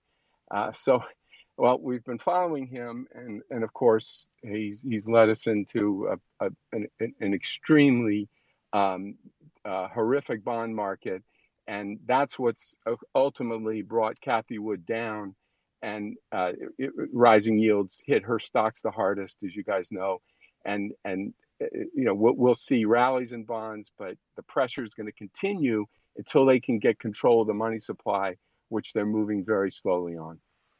Thank you, Bob. That's extremely well put. Echoes my sentiments exactly. I believe, for the reasons you alluded to, rates are going to go considerably higher than people imagine. There's too much. They overcooked the thing. There's too much money in the system. It's why stocks went up so much, bonds went up so much, commodity prices went up so much, baseball card prices went up so much. There's too much money, and they've got to pull the plug from the bathtub and drain it a little bit. Everyone says, well, if they're going to reduce the balance sheet by, $95 billion a month and blah, blah, blah, and raise rates. They tried to do this in 2008, and what happened? The market broke, and they're going to break something, and, I call BS on these people who think there's going to be 5 rate hikes or 9 rate hikes or whatever, 6.5 rate hikes. Everyone's an expert now on yield curves. I completely disagree, and I point to the following. Imagine you have. First, let me back up for a second. All right, Larry Genelo, who's a friend of this room, who was in here a few weeks ago. He said it then, and I just talked to him the other day. All things being equal, which they never are, ceteris paribus, $100 billion increase in the Fed balance sheet is worth 40 S&P points, or about 1%. I repeat, $100 billion is worth 40 points, or 1%. They're talking about a $3 trillion reduction over the next 3 years. That's 1,200 in S&P points. That's almost 30. Okay, 1,200 off a 4,500 basis. Okay, you're talking about almost a 30% decline in the market. All things being equal, you'd say, well, the market will blow up at some point. Yeah, it will blow up at some point. But the point is, as before you had a Fed put, now you got a Fed call. The Fed does not want the market to go up. The Fed wants the market to go down because it wants to tighten financial conditions, and people haven't gotten the joke, or they don't want to hear it because it's not helpful for their net worth. So, people always say don't fight the Fed. Yeah, don't fight the Fed. The Fed wants the market to go down. Not to mention the fact that the economy might be slowing and earnings estimates are coming down, and you might have margin squeeze. Whether we have a recession or not, I don't know. But I think we're getting slower growth, and I think margins are going to come under pressure. And so for all the other large parts of the market, you're going to have earnings problems on top of multiple compression. And then going back to John Roque, he's pointed out, he's right. If you take tech broadly defined, it's 45% of the market. Remember, you got things like Amazon hiding in retail and Netflix hiding in communications and blah, blah, blah. But you have tech at, 45% of the market. And then you got financials, whatever that is, another 12 or 15%. If you got those two sectors, 60% of the market, how in God's name is the market going to go up? The market's been held up, as we all know. There's been stocks like Apple, which is 7% of the index, which, by the way, I think is a short right here. Not because I believe that business is falling apart, but I just point out to you, you look at how growth is slowing. It's a 2% grower selling like 30 times earnings. Are you kidding me? Everyone's been hiding in that. And usually, when they raid the whorehouse, they come for all the girls. They're going to get Apple before this is all over. They're going to get Tesla before this is all over. I promise you. That's the way it works. So to me, this all goes in service of what I've said before. The market offers return-free risk. You heard me correct. Return-free risk. You've heard in years past people typically say, what's the risk-free return on cash? What do I earn on overnight cash? Blah, blah, blah. It's deliberately a play on words. Return-free risk. You have zero upside and unquantifiable downside. Again, that's my opinion. I could be wrong. I've been wrong. I will be wrong. But it's my opinion, and it's muscle memory. And having seen so many cycles, that's the way it looks to me. And it's not just I'm following a narrative. Most importantly, the way I roll, I'm a fundamental investor first and foremost. I look at companies. We have the Canadian Oil Mafia here in the room, and Oil God's going to talk in a minute. If you can find, and Oil God is not going to monopolize the thing. This is not going to be a commercial message for Canadian oil companies. So I'm going to channel my inner Marcellus and my inner Oil God and my inner Sohaib and my inner Shabam. If I can show you companies, forget about what they do. They're selling on 6 and 7 times earnings, and estimates are going up, and they're on 30% cash flow yields, and they're buying back stock and shrinking the cap. Like, if I didn't tell you what it was, you'd say, really? I want to own that. Well, that's energy, particularly Canadian oil. Forget about the particulars, but I digress. Just for a friend, these companies, they're cheaper than their American brethren. They have better reserve positions. They got slower decline rates. They got better reserve lives. They got a weak Canadian dollar, blah, blah, blah, blah, blah. All right?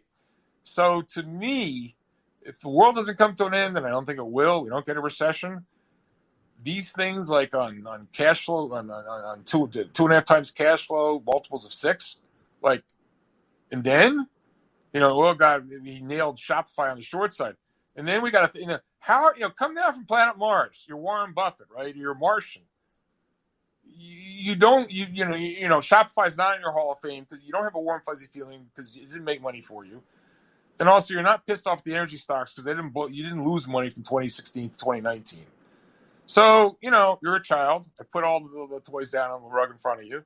Here are a bunch of blocks. Which ones do you like? You say, oh, okay, well, wait a second. This tech thing you were showing me, the Shopify, it's on 15 times revenues, 80 PE, the chart's rolling over, it's over-owned. Estimates are kind of flattening out. I was like, I don't like that one. Well, what about this one over here? Wait a second. This thing is recovered off the lows, but it's still down from where it was years ago. It's on 6 times earnings. They're increasing their dividends. Earnings estimates are going up. Blah, blah, blah, blah, blah. But okay, I'll have some of that. Well, that happens to be energy stocks, in particular Canadian oil stocks. So, I'm a fundamental investor. And again, do your own work. Don't come crying to me if 3 weeks from now, Joe Biden farts and all the energy stocks are down or something like that. All right, that's not what this is about. Do your own work.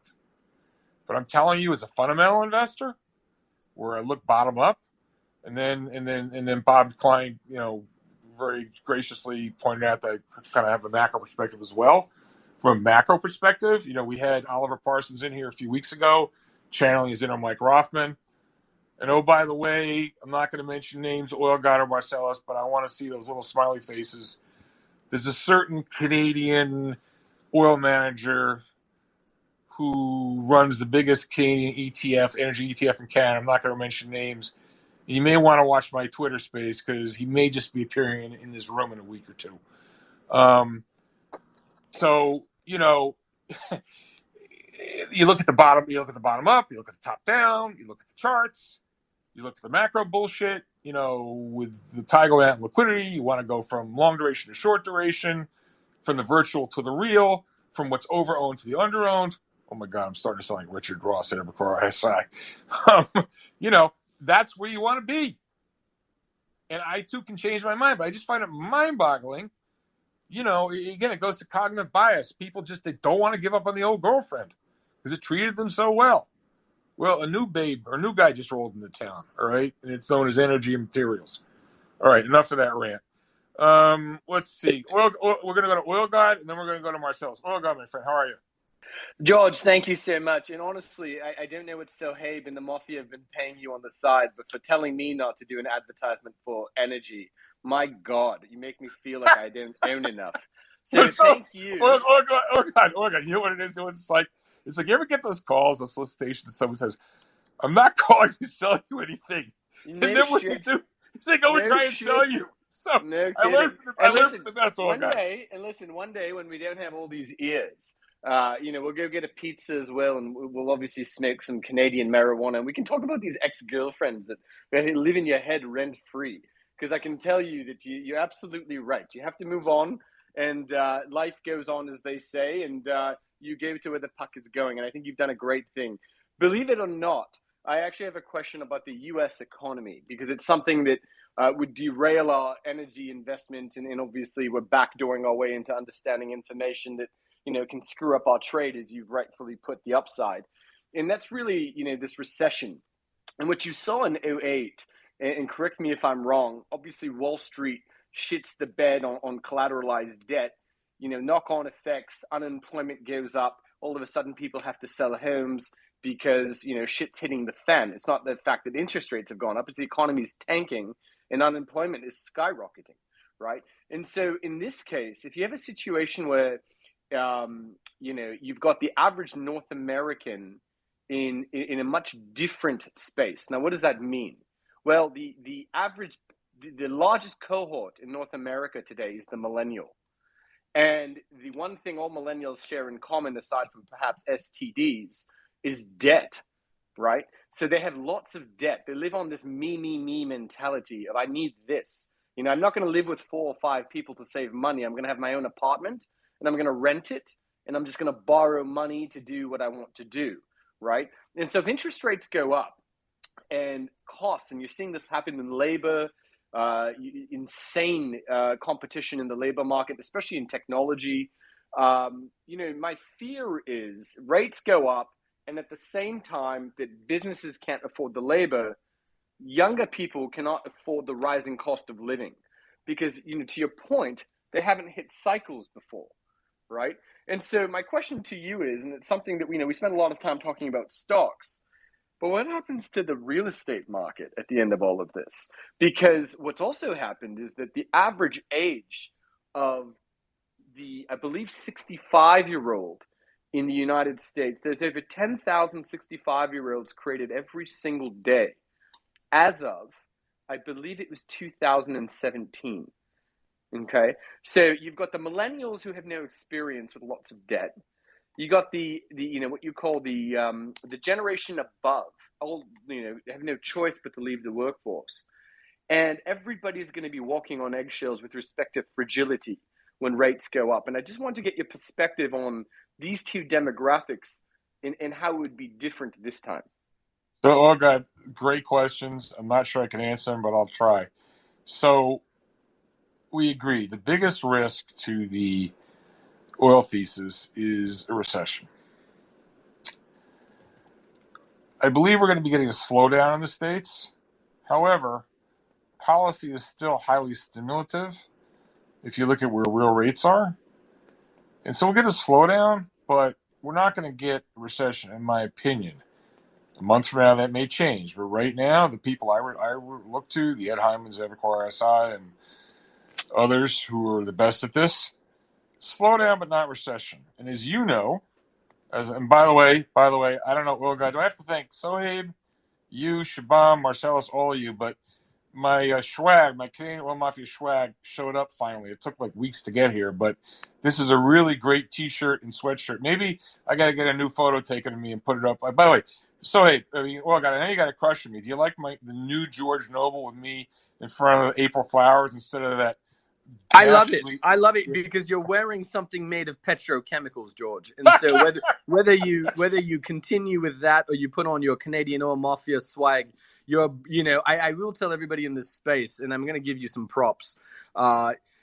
George Noble, folks, actually coined the term the Canadian energy and then the Canadian Oil Mafia.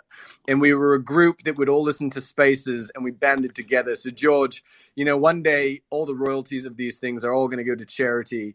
But I want you to know that if you ever happen to be on, Jay Leno II, and I want them to ask you the question because the answer did come from you, and I should give you full credit. and so, and as a result of this, we have to quantify this. Well, what does it mean since the Canadian Oil Mafia got together? Well, as you rightfully said earlier, institutional investors are still sitting on the sidelines, yet the Canadian Energy Index has gone from 10% of the indices now up to 17%. And 17 represents now the second largest component of the TSX. So for my friend here who runs ETFs or mutual funds or who are largely just stealing my parents' fees, I want you to know that energy is coming for you and you're not going to have a choice from a waiting perspective. George, back to you. Oh, God, love it. Love the way you slip that in there. So coming back to your question. There's only been 3 times in the last 50 years that oil demand's actually gone down. There was the oil crisis in the early 70s. There was the great financial crisis, and there was COVID. As we know, the oil demand globally tends to kind of go up on kind of like GDP minus type of thing, but it always tends to go up. And much to the chagrin of the Cathie Woods of the world, and maybe Gordon Johnson wants to, I don't know if he's still in the room, he might want to come up and talk about it. The number of the fleet of internal combustion engine cars is going to continue to grow for like at least the next 10 years. And so, 74% of oil demand goes for transportation, if I got my numbers right. I just listened to a Mike Rothman, Eric Nuttall webinar the other day. Eric, I shouldn't have said it. We're having, please mark down your calendars. I'm hoping it's going to be after the close on Monday. This person who shall not be named, who runs a large Canadian Energy ETF out of Toronto, has provisionally said Monday after the close, but I have to confirm it. And the other thing you should know, and this will go to your question, Oil God, we're having on Tuesday, Marty Fridson, after the close, I think 4:30. Marty Fridson, who some of you may not know, but he is one of the foremost experts on credit. And for all us dumb equity guys, I include myself in that category, we don't even know the Bloomberg pages where to find the bond prices. He's going to do like credit 101 for dummies, namely us. So we're going to have a credit guy in here on Tuesday. And the energy guy is going to be in here on Monday. And to your other question, Oil God, I'm aiming to have the number one housing analyst in this room within the next 2 weeks. I happen to know her, Ivy Zellman. I'm in the process of trying to get her to come in here. So I'm going to wing it, and you can await her answer later on the housing. At any rate, and Marty will be in here talking about credit. So I think we get a slowdown. I don't think we get a recession. Policy is still highly stimulative. Of course, if all hell breaks loose further with the Russians and they cyber attack us and kill everything, or nuclear bomb goes off, all bets are off. And if oil goes up and to the right in a huge way to $200, yeah, that'll bring on a recession. But right here, right now, it's not my central case scenario. So again, to the extent that it's really the delta is in supply, not demand, that's driving the oil price. And I only think it's a matter of months before the market's going to start to be focusing on, gee, does OPEC have any extra capacity left? And Mike Rothman was saying the other day that he thinks by year end they're going to be out of excess capacity. That's going to put a whole nother leg on the oil story. So listen, George, can I add one thing? I just want to say one thing because you said it perfectly earlier as well. So and excuse me, my puppy here is just chewing on a bone, so it's not me. What I'm going to say is you rightfully said it, because what you're doing is you're pairing a global economy that's going to be looking at the actual commodity and the supply and demand fundamentals, and clearly the supply is going to underwhelm, and I absolutely agree with you. Yet we're going to be the more it underwhelms, the more inflation goes higher. 100%. Oil guy. The more inflation goes higher, the more the cost of capital increases, and people will 100%. 100%. All hail. So 100%. So you and Marcellus got it right. We're all on the same page. So I think the way I look at it, especially because, unless Jerome Powell turns out to be Paul Volcker, and it doesn't look like he's going to be, they're running this stimulative policy. Actually, in a way, as Bobby J always says, watch their hips. Watch what they say, not what they do. They keep professing to be against inflation. And on one level, I believe they are, because it's become a political problem. But on the other hand, as we've talked a lot about in these rooms, it's a huge debt problem. And the only way you deal with the debt is devaluing the debt. So you actually want inflation to run high. And so you say, watch what they do, not what they say. So I don't think we get a recession. And I don't know. I think Marcellus has a twitching problem. He's going to keep doing it, Marcellus. You're up next. So get ready. You're warming up in the bullpen. I know I'm pouring gasoline on his fire, no pun intended, right? So I think they let it run on the hotter side. And all this commodity stuff, go back to Guy Cerundolo, who's right beneath you, John Roque, Jeff Garbaz, all these guys. We all seen the same thing. This stuff's going to run. This has been leadership. This is going to be leadership. So, and again, I challenge you, if anyone's worried about the concerns that you're bringing up, Oil God, hedge yourself. Oil God, let me ask you this. Truth serum. Would you rather just be long? What do you think is going to have a higher return for just a long-only guy who's going to own, Canadian Energy? Let's just use Eric Nuttall's fund as a proxy for that, okay? Or long the 9 Points Energy Fund and short Cathie Wood. Which one's the better trade? Honestly, I would just go long energy. The reason I'm not going to say short Cathie Wood is not because I don't believe it. I just actually think there's far more people that closet index for a living, and the technology sector makes up for the money. Makes up so much of it. I think that trade has made us a fortune, and I do think there's certain individual stocks within it. Like, we've identified Tesla and Shopify. Yeah, okay. Right? That's the reason I would just say long. Okay. So let's leave Cathie out of it. So if I said to you, Oil God, I mean, if you talk about the efficient portfolio, trying to minimize your risk, what's the more efficient portfolio? Long Canadian Energy or long Canadian Energy hedged by shorting Tesla and Shopify? Well, if you asked me 6 months ago, it would be the latter. If you ask me today, it's probably going to be the former. Okay, that's fair. But anyway, coming back to your question, we're going to have a credit group. And that's all your friend Tommy Thornton's fault. He's got me thinking of DeMarc and buy and sell and bullshit. I used to be so greedy, George. I used to be so greedy. Oil guy, I think Thornton snuck out, but I'd say it to his face. I'd say it to him before. He's a great technician, but he has multiple tools in his arsenal. DeMarc's just one of them. And you know what? I'll say he'll probably listen to the replay. I don't know if he's still in the room. I'll say it to his face, okay? DeMarc, in my view, like, maybe I'm just stupid. Whenever he starts going DeMarc on me, I'm like, dude, you had me at Fibonacci. Like, why are you talking DeMarc to me, okay? DeMarc, I've never seen a technical service where you're allowed to make a forecast, and then when it doesn't work, you erase the lines, and it's like you never made the forecast, right? DeMarc, it just doesn't work for me. I mean, I know Marcellus likes DeMarc. He's going to talk about that. Maybe Jeff Garbaz wants to talk about DeMarc. But, he loses me when he starts doing his DeMarc thing. But anyway, to finish up, and I want to get to Marcellus, I think we get a slowdown. I think we get a recession. We're going to have the credit, and so far spreads have moved out a little bit, but they haven't really moved out very much. We're going to have Marty Fridson in here on Tuesday next week. We're going to have the housing guru in a couple of weeks. We're going to have this Canadian oil guy from Toronto, hopefully on Monday. So we're going to keep the cards and letters coming. So hopefully I answered your question, Marcellus. Well done, George. Well done. Right. I'm gonna take myself off, and All right, I just want to for it. thank you on behalf of the Canadian Oil Mafia. You Awesome. do a great service. Awesome. Wear the T-shirt. Change your profile pic. You'll All get right, younger and younger girls every day DMing you. I promise. Hey, Marcellus, what's up, man? Hey, George, for hosting on this evening, and I love being in here. Guys like Jeff and Oil God are always great to listen to. I'm glad that you brought up your opinion that you think the Fed really is sort of in the closet wanting this inflation, because I've honestly, personally, I've been saying that since Q3 of 2020, when all the added debt was thrown on from Congress enacting all of these stimulus packages to begin with.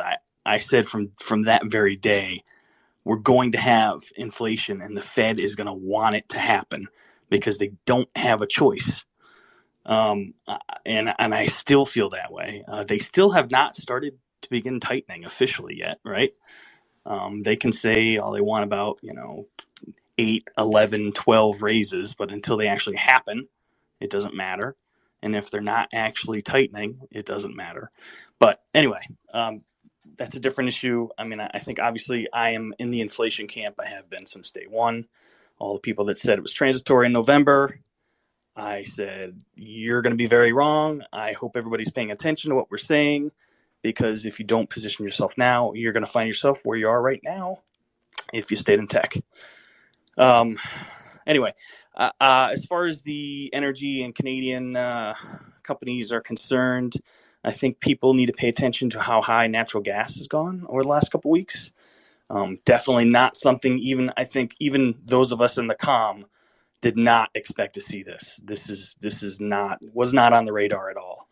And a lot of these companies produce a significant amount of gas. So if you're invested in something that's not oil sands related, you're getting a decent amount of gas typically with your production. So looking at companies that are unhedged, I think is very smart, something you want to do. Try to find things that are not very heavily hedged. I think you'll find a lot more of those companies the further north you go, as opposed to the Texas area, if you will.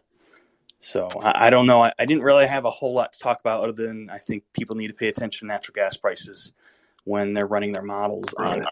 So Marcel says brilliant. And again, I don't want to put you on the spot. And if you don't want to talk about it, and Oil Guy's going to say, George, you've gone soft on us. But Marcellus or Oil Guide or any other Canadian Oil Mafia guys in the room, please come on up. Given that prices have changed so much, in particular with respect to the gas dynamic that you mentioned, but also some other stocks have kind of they've taken on gas, no pun intended. You guys have forgotten more about the names than I'll ever know. But, and again, I'm going to direct everyone to Shabam's website, White Tundra, at White Tundra, or they should go to Eric Nuttall at 9 Points Energy. He gives it away for free. He does the best work, I think, of the more high-profile Canadian oil analysts. He runs it. Again, I have no commercial affiliation with him, so I'm not plugging him. I'm doing it because he's a good guy. He does great work. I mean, I had him talk to Peter Lynch a few months ago.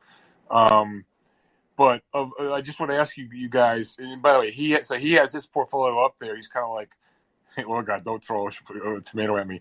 If I dare say, he's the Cathie Woods of Canadian energy. He's ruthless, radical transparency. So you can just go up there and he doesn't do every day his trades, but you can see by month what his 10 biggest positions are. So he gives it away for free. So I don't know, Oil Guard, Marcellus, or any of the other Canadian oil guys in the room, maybe just kind of help everybody else in the room. Are there any 2 or 3 names that you'd recommend? I mean, I tell people buy Synovus. It's liquid. It's, it's not so clever, blah, blah, blah. It's listed in the U.S. as an ADR. CNQ and Suncor are kind of like the least interesting.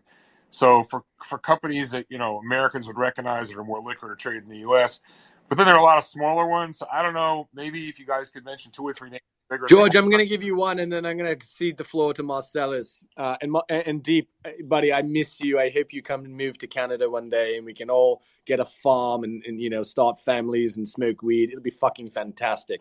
But George, for me, the name that you must look at, because if you like Synovus, you're going to love the Christina Lake sort of area. Enzo, get the fuck away from your bowl. Sorry, my dog is going nuts. The place to be is a company Bloody called hell. Meg. MEG. MEG, Meg Energy, longest life reserve, 60-year life reserve. Okay. And it is in the best jurisdiction, great management, very good free cash flow profile. And this is a company that if you think, if ACO prices stay over 5 and WTI, and you've seen the long end of the tail, George, go up with this SPR release to over 80, about 70 to 80 now. If oil prices can stay at least $90 to $100, we all know Synovus is going to be somewhere between $60 to $80 a share. That would put Meg somewhere between 40 and 50. Today, Meg Energy is about 17 to 18. Fantastic. And this company, just so you know how valuable it is, and I'm not doing it service. I know, Deep, you can talk about this much, much more than me. But this company was almost acquired. I believe it was pre-pandemic, or it might have been just right when it rolled over, by Husky Energy. At around $3 a share, they tried to take this thing over, and Meg's management and shareholders told them to, as we say in Canada, go fuck yourself. And they didn't take him over. And then what ended up happening was Synovus ended up taking Husky. So if you think of the synergies and the jurisdiction, and I'm not going to tell you what people may buy or not buy, if there is any fucking company with long life reserves, clean balance sheet, good management, good jurisdiction, and a place that what you call a takeover targeted that actually makes sense, MEG is a symbol. You can donate some of your proceeds to charity, buy yourself a COM t-shirt, take George Noble and any one of his ex-girlfriends to all the baseball games he can eat. And if not, just thank the oil god in DMs. You the man. Oh, that's brilliant. All right, I'm gonna. Hey, George. Yeah, hold on. Yeah. Before Go. anybody talks, just a minute. Guy, you're gonna go next, and then Marcellus. So I just received a DM from somebody. I feel like I'm shilling for public television now, but it's not for me. It's for people who need the goddamn money. Someone just DM'd me and said, I'll match $2,000 on this room if the room gets $2,000 tonight. So I'm not going to count any money that's come in previously. I'm just going to say, I think we're at $24,000 right now. This fellow is willing to put up $2,000 if the room gets to $2,000. So if people will put money in now, if we get $2,000 from the room now, it'll be matched by $2,000 from this other fellow. And if he gives me permission, I tweeted it out. I redacted the DMs. He can't see who it is. I don't want to embarrass him, but it's an incredibly generous gesture. You know who you are, who I'm talking to you, because you're still in the room. His heart's in the right place. He's a good man. He's willing to put up $2,000 if the room can put up $2,000. So we can get $4,000 to the people in Ukraine right now. So any dollar you give right now up to $2,000 is going to be doubled. So I'm going to put maybe Carol, if you're still in the room, I'm going to try to put this up in my Twitter feed again. But please get to World Central Kitchens. All right, enough of that. So now we're going to go to Guy, and then we're going to go to Marcellus. Guy, what's up? Oh, George, when the Canadian oil mafia, my friend here, just mentioned Meg Energy, I think that's a phenomenal idea.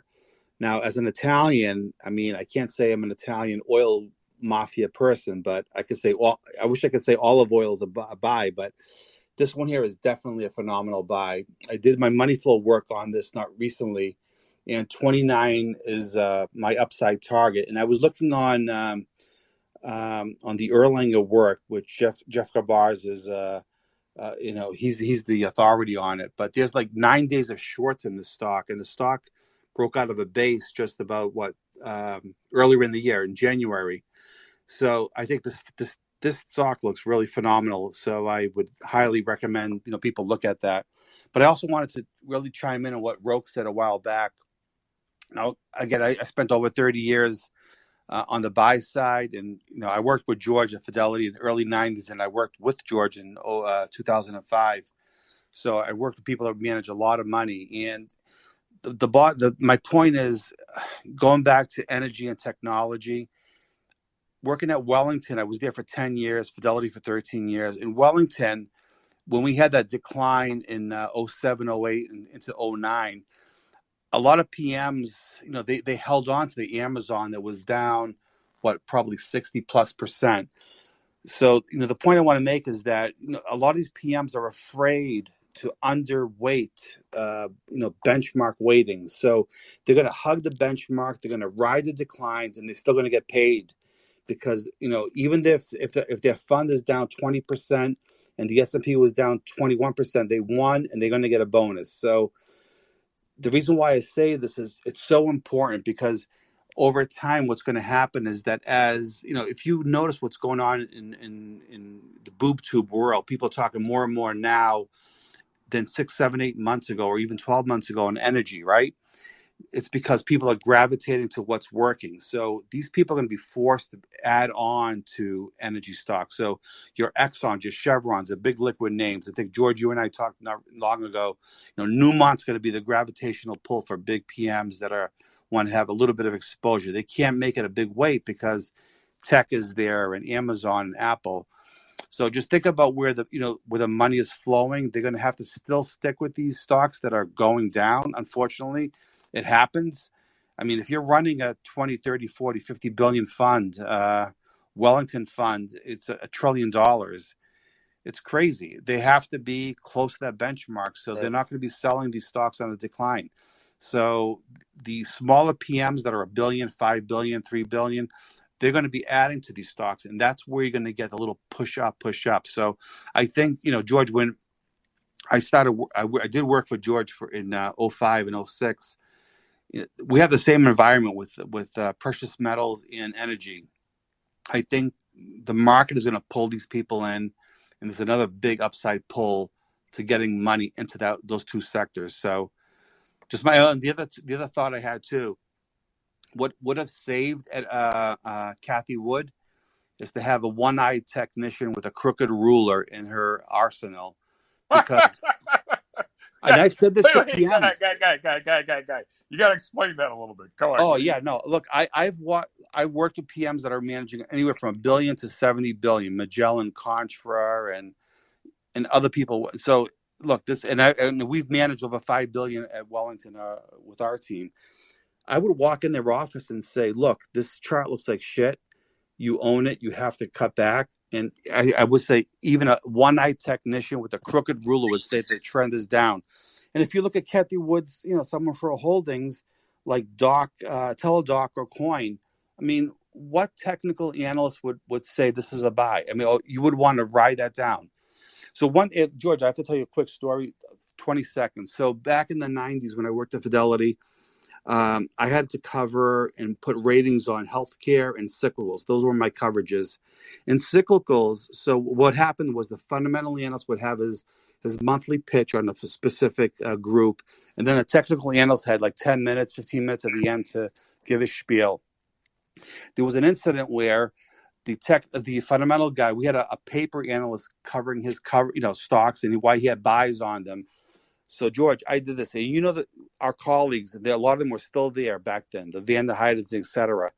What I did, the charts looked like shit. They were bad. He had buys on them. I had sells. You know what I did? I inverted all the charts. I flipped them all upside down. and I posed a question to the whole room, George. You know what people were talking about? And I said, for one moment, do you people really like these stocks? You think you would buy them? I had the names covered up. And then I went on to say, these are what the stocks we're talking about. And I flipped them upside down. You know something? Towards the end of the day, our firm was selling those stocks, and our fundamental analyst was getting calls on the sell side to try to figure out what was going on. So my point is, you flip Cathie Wood stocks upside down, and So wait. You turned the charts upside down, and they took the bait, and then you proved the point. And then well, here's my question. Once you show them what fools they were, did they then say, "Oh, you're right"? Were they at least? Oh, yeah. No, we started selling them. I mean, not everybody, but I had some good, people following our work. You know what it was like back then. We had people, look, the Vidics of the world and Van der Heide. Those people looked at charts, not to 90% of all their work, but enough to that they would listen to us. Right. So we started selling them, and it made a message. So, and I use that kind of of an analogy going forward in time when I worked with people at Wellington and what have you. So, hey, Guy, I really appreciate that. And by the way, I've known Guy for 24 years, something like that. Yeah. So in the late 80s, and so I worked with Guy at Fidelity. I worked with him when I had my fund. He does great work. Decades of experience at Fidelity and Wellington. He was trained by the best.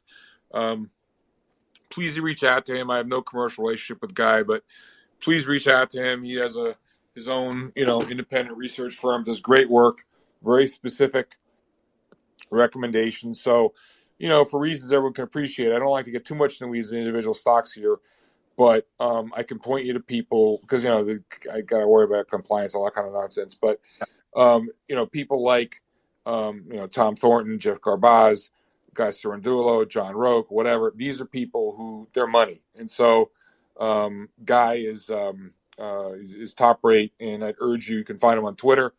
And, I think he's looking for new clients. So I can't urge you strongly enough to reach out to Guy.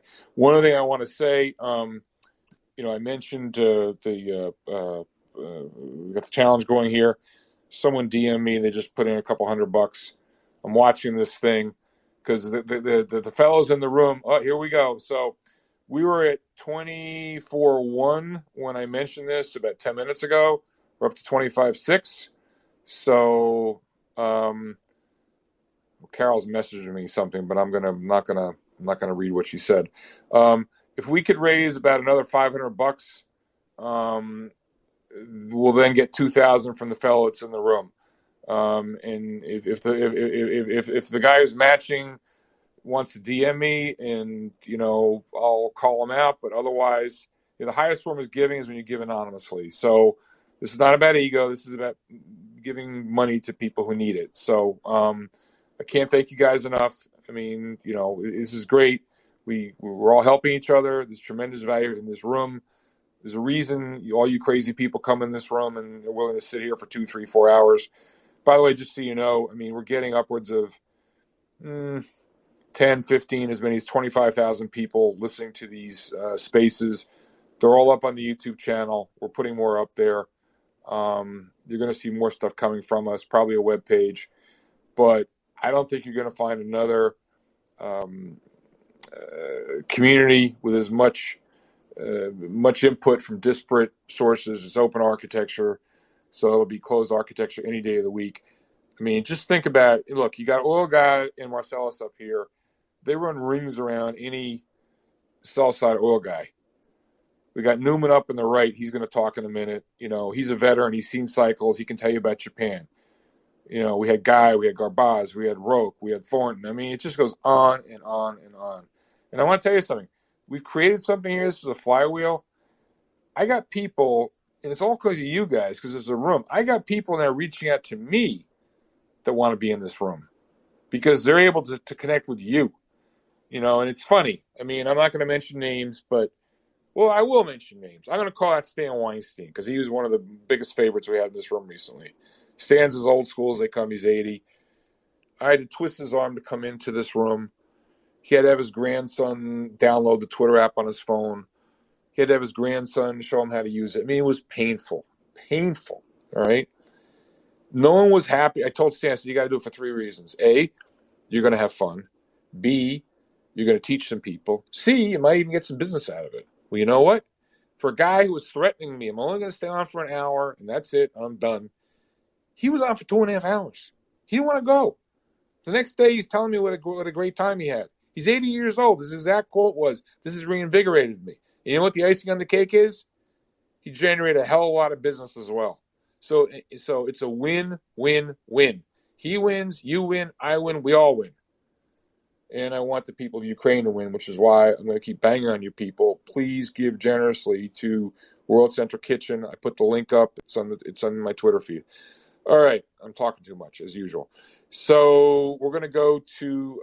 I want to do Storm, Real, and then Mark Newman. Storm and then Real. Storm, you're up. What's up, man? Yeah, I had to come back up. I'm reading, listening, and Zero Hedge puts put inflation, so I put it up in the nest. It's got a nice chart diagram.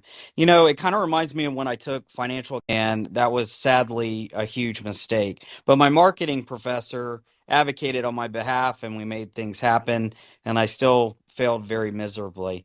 Probably a little too aggressive. But it reminds me of '02 during the accounting scandals of that era, right? We had WorldCom, Enron, and then what happened? We bought them out March of '03, and then the cycle started over again. And then we had the '07, '08 with the mortgage-backed crisis, Bear Stearns, Lehman, right? The fall guys. And I would have to say the smartest guys in the room, if that was a documentary, this is the opposite side of the spectrum. And everyone has to share this room because if we just got one or two followers in here of our own, we would be north of 1,600 people in here. But, it's random. Mr. Noble decides to put these things on, and they're so wonderful, folks don't even know about it. I mean, I'm sharing in text message to my mentors and closest friends, you got to be in the space. I mean, this is collapsing, decades of education knowledge, of investing in the mechanics of the market. And there's so many leverage strengths in this place. And I mean, I'm in DMs and multitasking, and I'm just blown away by how much I've learned in a short period of time than over the last 20 years of studying this. Hey, Storm, you're embarrassing me now because thank you for your kind words. Like I said, the only reason that I happen to be the guy, I fell into this, okay? I didn't know what a Twitter space was 5 months ago. And I went into a space, I listened to it, and I was like, you know what? I'm going to try this myself. And it's only because, I'm older than you are. I'm 65. I've got over 40 years experience doing this. I've made every mistake in the book. And hopefully people will learn from my mistakes and they'll make different mistakes. But along the way, I've met a lot of great people. And so my Rolodex or my Microsoft Contact Outlooks, whatever you guys would call it, I know a lot of guys, which is why these people come to this room. And, I'm very fortunate. I learned from the greats, and I just want to pass on what I learned. And, it's just remarkable here, and we've created a real community, and I really want to mobilize this for good. So I'm thrilled that we're able to do something. By the way, just so you know, I'm back channel messaging with this outstanding fellow who pledged 2,000. So we hit the 2,000 threshold. Doesn't mean you guys should stop giving, but he's now going to do his 2,000. So when we started the day, I think we were at like 21. Carol knows the number. And then when we put the pledge out, we were at 24.1. We're now at 26.5. He puts in $2,000. We're going to be at 28.5. Be a hoot if we got to 30 before this night was over. But, if you can give, please do. People need the money. They really need the money. All right. Thank you, Storm. So we're going to do Real, and then we're doing Newman. Real, what's up? Real, unmute yourself. I'm here. Go for it. Just want to say a few things. Shabam's site is just absolutely fantastic. He does a target price analysis, and if you want to go look at the video of the work that he does, it's absolutely amazing. You can't even when he does his analysis, especially when he does the deep dive into the analytics. He is just excellent. It's absolutely Real. I'm glad you seconded that. And I don't know if you or maybe Marcellus or somebody else who's in the room listening. Shabam, maybe we can get you up here. Shabam, could you please throw up in the nest a link to your stuff? Because I've told you this before, straight to your face. You do better work than like 99% of the energy analysts I've ever met. You're just another guy like the rest of us. So, Real, thank you for calling that out. I mean, Shabam is a stud. I don't know how. One of you guys has to show me how to do this nest thing. I keep getting messed up on this, But if someone could please throw Shabam's stuff up in the nest, because he again, he's doing it for no personal gain. Yeah, okay, fine. He owns the stocks. Obviously people buy what he's pushing. That's great. But he does these webinars. He does these teachings. It's unbelievable. So I hope Shabam will come up and talk for a minute. But if someone could please throw his link or whatever, or he's in the third row. If anyone's looking, he's at White Tundra SG. It's Shabam George, SHEBHAM Gar. Sorry, go ahead. George, I put a link to his website up in the nest. Oh, excellent! Thank you very much. That's awesome. All right, so Real, did you have anything else, or do we move on to Newman now? I just want to say about a few stupid things that's going on. The province of Quebec seems to want to pass, or has passed legislation not allowing any more gas and oil exploration, which is absolutely absurd. I don't even know where they get their natural gas from now. That's a huge part of Canada. It's just absolutely absurd. I put a text out. What do they know that Germany doesn't know? It's crazy. Also, for people in Canada, there's a television channel. If you get it, it's called Vision TV. And they're running Zelensky's old TV shows, his comedic TV shows from the Ukraine, where he's playing the imaginary president. And it's hilarious. And they're raising money through that site too, for money for the Ukraine. It's absolutely excellent. Real. It's funny you say that, because my partner Susan and I, we started watching. I don't know if it was the same. I don't know if it's the same show you're referring to. But with subtitles. Well, is this the one where it actually shows him? It's like a comedy thing. It's like a parody. It's like he's a nobody but gets elected president. Is that the one you're talking about? That's the one. Yeah. Called Servant of the People. Yeah, it's unbelievable. You guys got to watch this thing. I mean, maybe you should. Could you mention the name again? Because I watched it. It's fantastic. What's the name of it again? It's called Servant of the People. It's a TV series. It's not just one show. It's a whole series of shows. Right. And yeah, it's unbelievable. It's like he's a nobody. He's a teacher or whatever. And he gets elected president on a write-in basis. And it's like art imitating life, except the art comes before the life. It's like this was a joke. It was a comedy. And then it really happened. It's like I was watching this thing. I'm like, wait a second. What's going on here? But no, thank you for calling that, Real. It's unbelievable. And the other thing I wanted to say is we just had a U.S. senator up here. So I know you don't like to mention names, but the amount of publicity that this thing got is like zero. It's on the television networks in Canada, but I didn't see anything in the States, and I didn't see anything on the political channel. I'm not even going to mention its name in the States. Nothing at all. So. Yeah, but hold on, Real. Hold on a second. I know you don't want to mention names, but what was he saying? Forget about his name. What was he saying or not saying that was so ridiculous? That's what I want to know. Well, he wasn't saying anything ridiculous. He just says the pipeline should have went through. We shouldn't have. It was a bad decision. The world needs these resources. Blah blah blah blah blah blah. And that was it. And by the way, his name is Joe Manchin. He's the only Democrat who's really maybe a Republican. Who knows? Yeah, no, that's fair. Thanks for that, Real. Okay, so Newman, you missed the first couple hours, so I don't know where you want to go with this, but we were talking at the outset about Cathie Woods, and we tried her in absentia, and we played the tape back, but let's get off of that. So I don't know that we went over to Cathie or anything else, but what's on your mind, Mark? Yeah, so I just flew in from Miami. I was down at the ETF exchange conference. Okay. And so so that's where Cathie was, and I didn't see her, mind you. Very funny. I know Matt Tuttle, who has the Short Arc Fund, and he actually told me he ran into Cathie, and they had this amazing exchange conversation. I thought it was just kind of ironic. I asked Matt how profusely he thanked her for the opportunity on the Short Arc Fund. But I'll talk more about ETFs at some other point, but I wanted to just reflect on a few things at this conference, okay? First of all, Miami last week was the Bitcoin conference, all right? And there was 25,000 people at the Bitcoin conference, okay? And it reminds me of Tech 2000 when there were standing room only to get into all those rooms. And in 2007, I attended a couple Fed conversations at the New York Economic Club, and it was standing room only too, right before the global financial crisis. So I ran into the guy who runs Solactive. I don't know if you guys know Solactive. They're like a disruptor in the index space. They provide a ton of indices for the ETF industry. And Stefan, who's an amazing guy, German guy, he said, Mark, when I come to places and I find 25,000 people lined up for something, I think it's a short. And he goes, and I sat in a room with a couple people, including like a Michael Saylor, and everyone said, in 3 years, what's the bet? And he goes, I was the only one who said, I think Bitcoin's below 10,000.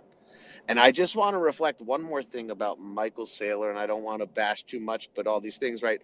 He went to MIT, right? And there's some sort of, halo around that idea. Like when I was in Japan in the 90s, long-term capital was a great client of mine, okay?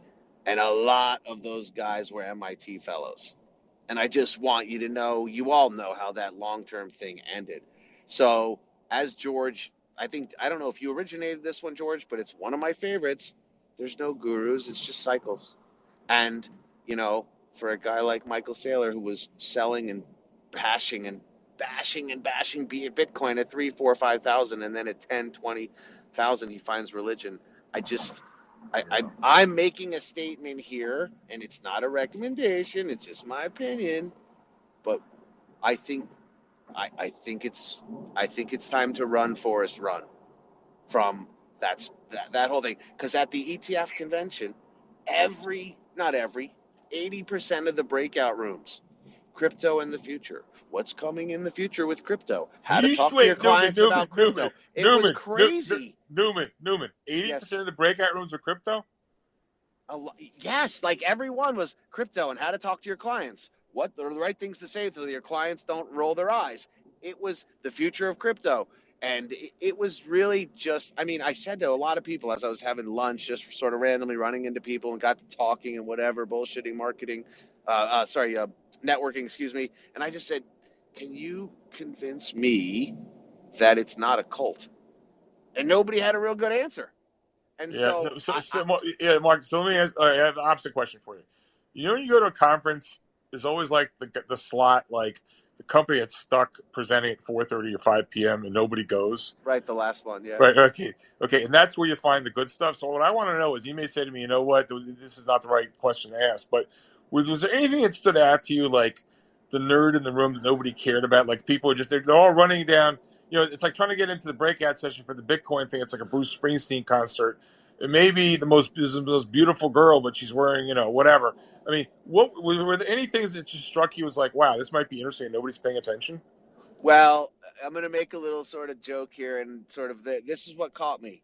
Inflation or massive deflation, I'm not sure which, has hit the bathing suits in Miami. I don't know what it is, but I must be old and conservative or something, but nobody wears bathing suits anymore? I don't understand.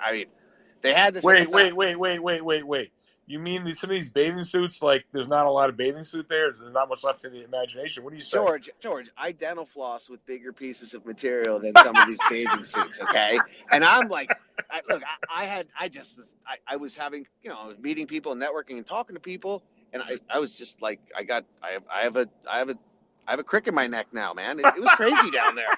I'm sorry. All right, so Newman, let me get this straight. So you're like talking to somebody and you're pretending to not notice what's going on behind that person, right? It's just like, yeah, I get it. It was crazy. So I just say though that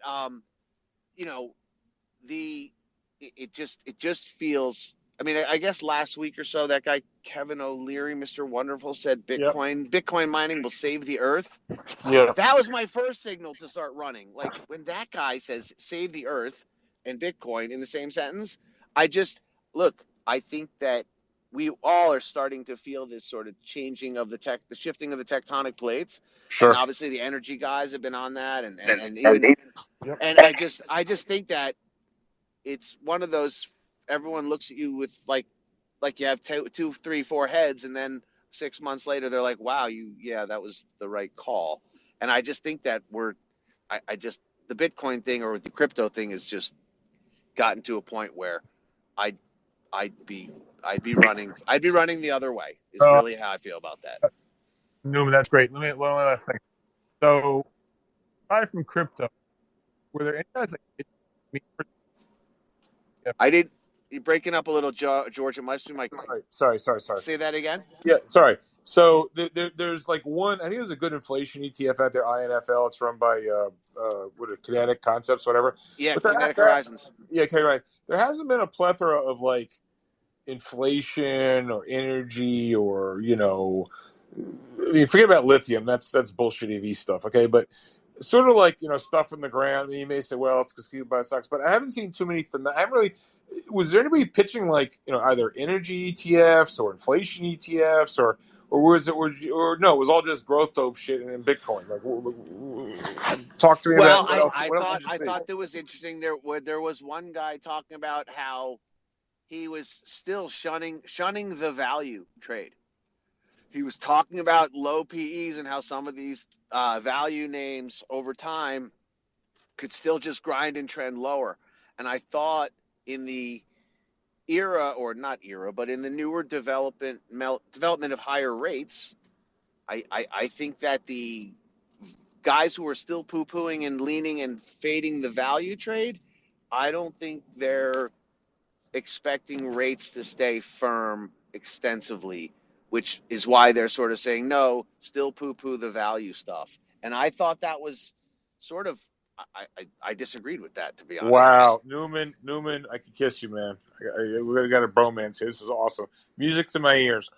All right, Mark. Anything else, or do you want to just No, take some no, questions? more to come in a few weeks as we talk about as we get there. But no, I just I'm pulling into the driveway and All right, I'm be going good. to All call it right, an evening. But thanks for this, George. You do a masterful job here, man. It's really one of appreciate my favorite it. times to be on the And, phone.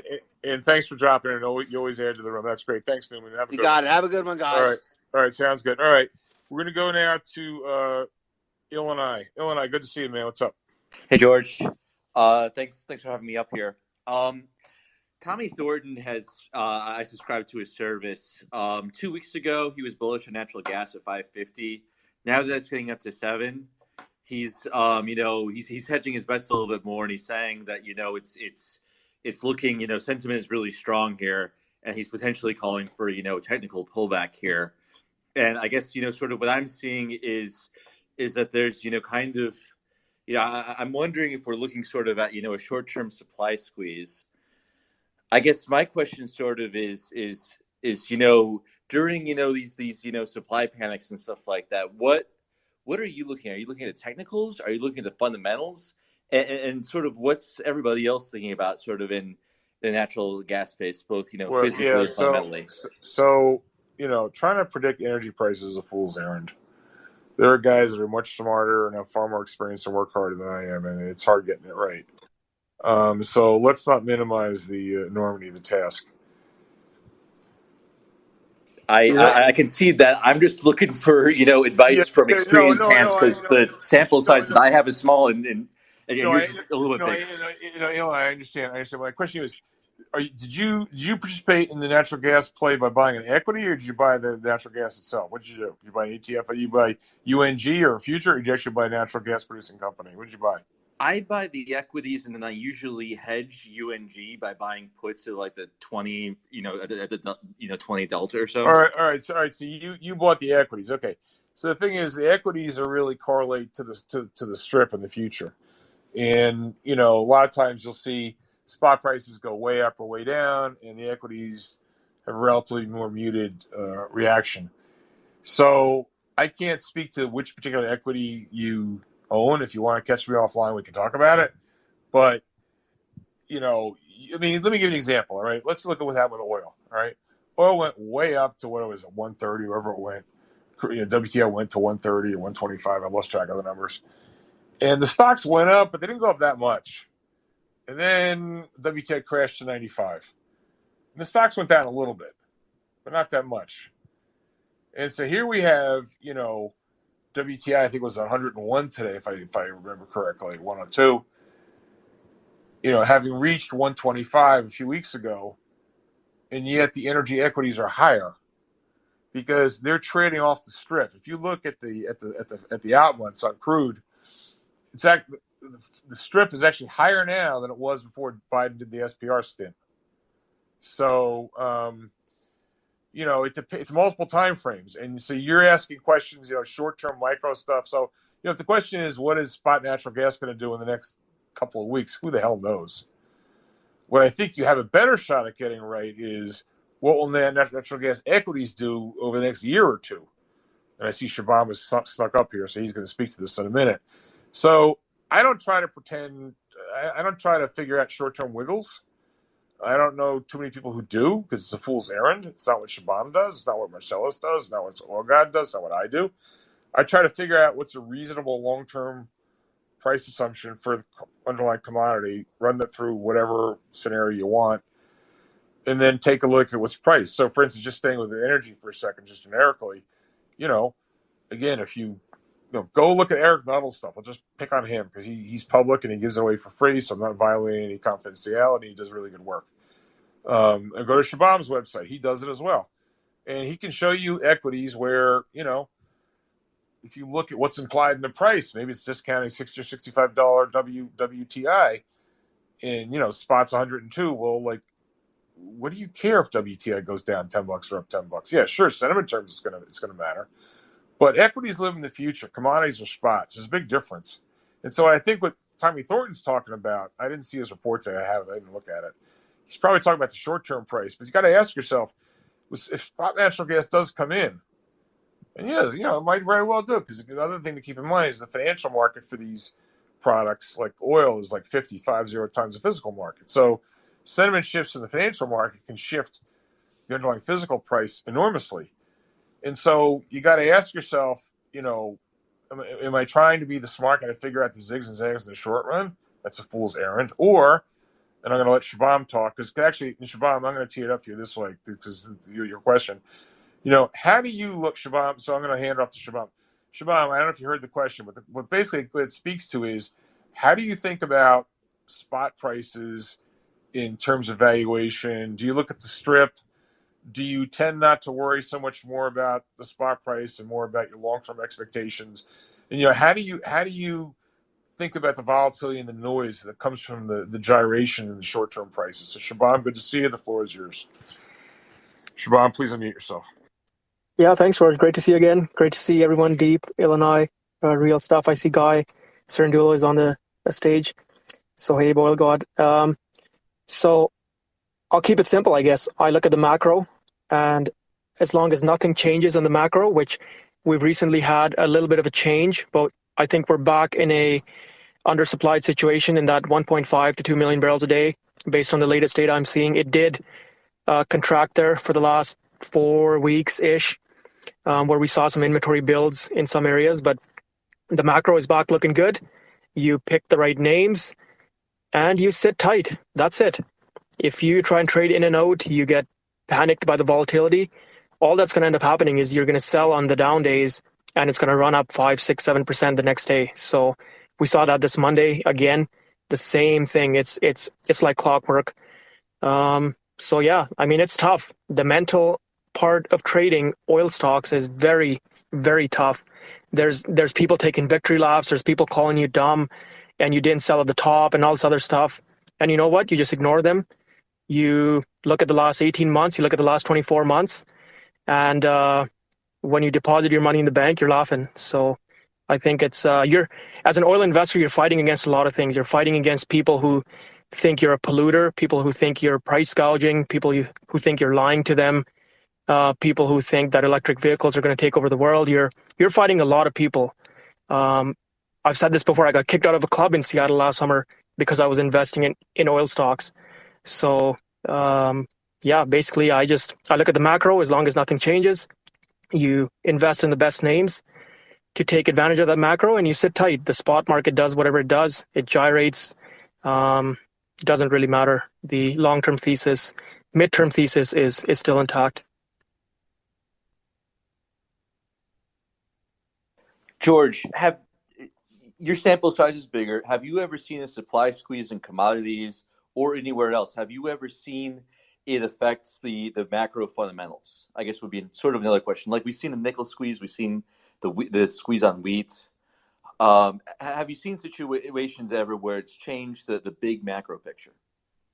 I'm gonna take a shot at it, but I'm gonna ask Shabam or Marcellus or any of the other commodity-oriented guys up on the stage. I'll just tell you, in my career, I go back to 1980. I don't think I've ever seen it like this. And the reason I say that is it's ubiquitous. It's not just oil. It's across a whole host of extractive industries where, because of the over-financialization of the economy, there's been a tremendous reduction in exploration and development, huge decline in CapEx, 70% decline in energy CapEx since 2014, et cetera, et cetera. And so what's happened is, we had these big, if you go back and look at the history, and I don't have the charts in front of me, Shaban will correct me, but you go back and you look over the last few decades, there was a time when, OPEC had, 20, 25 million barrels of excess capacity. It was crazy numbers, all right? Or I should say world excess capacity, I mean OPEC. And so, the idea that the world might be running out of production capacity, that was never a thing.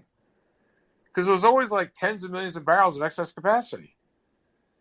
Well, what's happened now is because we've underinvested for so long, that excess capacity, the excess reserves are disappearing. And, Shabam can school us on, it takes 3 to 7 years to develop reserves and blah, blah, blah. And so you get these big disconnects. Like if demand picks up tomorrow, it may take 7-10 years before you're going to get more reserves. And so you get these big leads and lags, which is why it's always important to have, excess. And Shabam will weigh in on it. And Shabam, just take notes here. I forget the how many years of reserves we have now because we haven't drilled enough recently. So the point is, we've been in Illinois. No more questions because I want someone else in here. I'll answer the question, then we're going to go to Shabam. I've not seen it like this because we had underinvestment in all these commodity areas. It's not just oil; it's in a lot of things, and it's you need higher prices to encourage more development of resources. But in some cases, with the ESG people, it's no, they don't want it, and so they're exacerbating the shortage. We're walking right into an energy crisis, and so no, I've not seen it like this. Again, the excess, the reserve margins goes way down, and also it's occurring across the whole commodity landscape. Whether it's agriculture, it's copper, it's nickel, it's oil, it's all right, maybe gas, there's still plenty of it, right? But on average, there's still just we've really run down the margin. All right, so I'm going to stop, and I want Shabam followed by Oil God to take that question. So Shabam, the floor is yours. Yeah, I'm not sure I really followed the question, but you're right. There's a lot of commodities that are in short supply. You're right, and that's going to affect demand for a lot of things because it's a supply chain issue. But I keep coming back to the same point: is that you can't invent these things out of thin air. So people are going to pay for them. If the Western world doesn't want to pay for them, the emerging markets will. We see Indian oil demand is through the roof. It's 10% higher than 2019 already. So I think these governments are willing to do what it takes to get their economies running, to get them modernized. And as far as supply chain issues and supply squeezes, I honestly don't know. I think it's too early. And I only track oil for the most part. But you're right, there's a commodity squeeze in just about everything. And the other thing to that is all the easy stuff is gone. The easy oil is gone. The easy gas to explore is gone. The easy lithium, the easy iron, zinc, whatever it is, gold, etc. It's all gone. So people saying that high prices are going to cure it, well, yeah, to some extent, but you need way higher prices because there's exploration risk now. When in the past you could just go and drill a hole anywhere in the Middle East and find oil. Well, now that's not the case. So I can provide some examples, but even Saudi Arabia is struggling now. Their new gas field, which they want to use for generating electricity, they figure it's not even economic. So, isn't that weird that one of the biggest oil and natural gas producers, they're having to subsidize their own natural gas for it to be economic, which is very strange. So how can some of these other countries compete, which don't have as good reserves, the prolific reservoirs that the Middle East has? That's awesome. I don't know. I'm going to come back to you in a second, Shabam, but Oil God, and then Marcellus. Did you want to weigh in on the question that was asked by Illinois? Deep, if you want to, go for it. I'm going to ask George a question. Marcellus, are you there? We can hear you. Go ahead. I just wanted to quickly touch on, and I'm not sure if this is going to answer the question or not, because it was just something that come up when Shabam was talking. I think a lot of people don't put enough emphasis on the fact that the shale revolution in the United States sort of brought us to where we are right now. This huge production expansion at half cycle economics really killed the capex on long cycle, low decline projects. It basically killed all the demand from these super majors that would normally want to spend, long duration projects to, drill offshore, or, basically, conventional low decline, large capex projects. That half cycle shale really just crushed that capex. And we're talking over like a 7-year period. So that's just not going to come back. It's not going to magically reappear overnight. And there's really no answer to it other than time in my mind. And shale will eventually have to decline. And I think Shabam would agree. And he's kind of made this point that I think shale is going to be on the backside here. We're not going to see continued growth in shale. And as they continue to move west into New Mexico, the oil's getting gassier and lighter. So it's just a point I wanted to make is, basically that shale revolution that people thought kind of saved oil in a sense, I think really in the big picture has kind of brought us into this energy issue we have today. Marcellus, that's been a fabulous point. I really thank you for that. And it's that's awesome. And it's just going to make the problem we're now confronted with that much worse. Oil God, your floor is yours. Oil God. Yeah, thank you, George, and great points. I just want to add 2 points, and it's largely based on things that I hear as objections. One is, people say, they don't trust the numbers.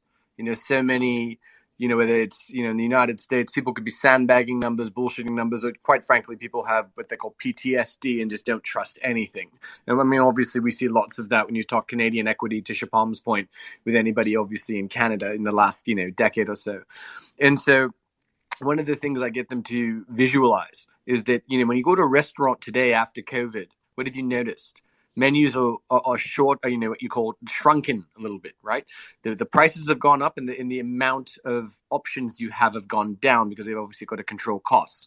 So restaurant would be a good business where it's next to impossible to kind of contingency plan a COVID because you're just kind of playing it by ear.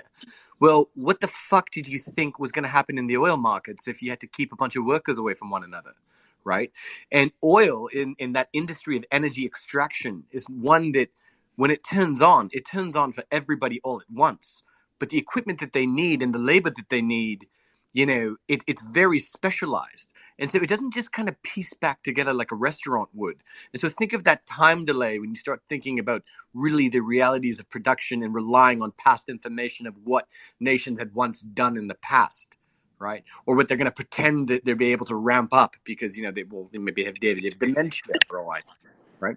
The second objection I'm going to say, actually, let me think here. Yeah, the second objection is with respect to George. I think I've lost a blank here. It's gonna have to come back to me. Yeah, I shouldn't have smoked All that right. joint. So, God, hold it there. Just you collect your thoughts.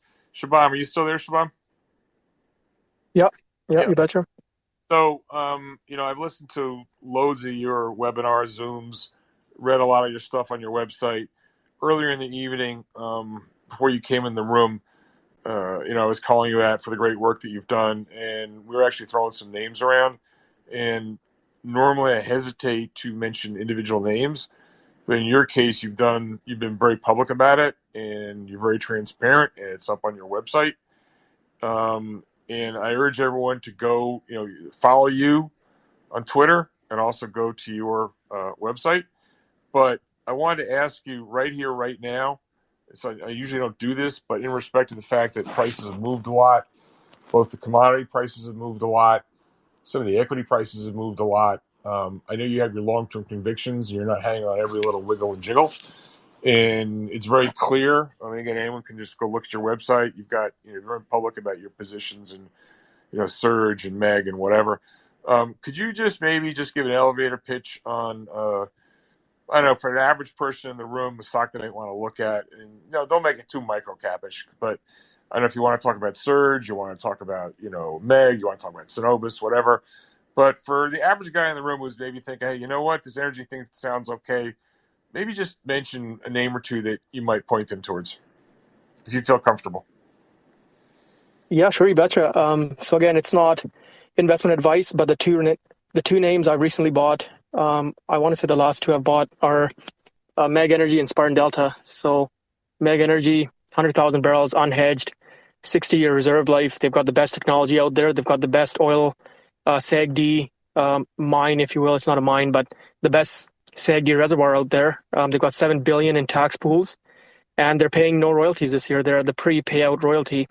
So it's not no royalties, but it's about 9 to 12%, somewhere in there, compared to some of the bigger names out there, generating tons of free cash flow. Their share buyback should have started about a couple weeks ago. The other thing is there's certain companies out there, they have a certain owner that has a big chunk, which could potentially be bought out as a block purchase. So that whole share buyback might occur all at once, which is kind of what Whitecap's doing. There's some other names doing this sort of stuff. So just keep an eye out for that with Meg Energy. And then Spartan Delta, I wrote a Seeking Alpha on it. So maybe I'll say people check that out. But lots of great stuff here. One of the best management teams out there, I think. Great acreage. They got natural gas liquids, natural gas, and condensate, all three, which are just booming right now. And then I'll throw Whitecap in there. I think Whitecap Resources, there's going to be a lot of European fund managers, a lot of people in US and Canada that are right now, as we speak, meeting with their boss, and their boss is asking them, what's going on? Your performance sucks. Like Q1, you barely beat the index, or you got absolutely thrashed. If you're holding these Cathie Woodstocks, as you say, and some of this other stuff. And they're going to look at, okay, which sector performed the best in Q1? Well, it's not even close. Energy is probably the only one in the green, I want to say, along with metals maybe. And these fund managers, especially in Europe, they don't want their ESG rating to go down. So they buy Whitecap because it's a net zero producer. They sequester more carbon than they produce. So we've seen exceptional strength in Whitecap the last few days. And I think Alex Cahill brought up this idea, I want to say to begin with, or one of the other people. So it's not my idea, but in Europe, I guess the fund managers have these ESG ratings that they have to keep up. So while there's only one name that's net zero in Canada, that's big enough, $5 billion plus name that these people can get into, and that's Whitecap. So fund flows matter. The narrative and the fund flows and where the money's going and what people are talking about, that really does matter when people don't know the sector. So right. And so you say you've got there's a good write-up you put out on Seeking Alpha for Whitecap, is that right? Not for Whitecap, but for Spartan Delta I got one, and then Meg I've talked about. Okay. Chat about it more. That's great. Thanks for that, Shabam. Oil God, what was your your thought? George, I remembered the second objection, and I actually want to present it to both you and Shabam, so appreciate you coming back to me.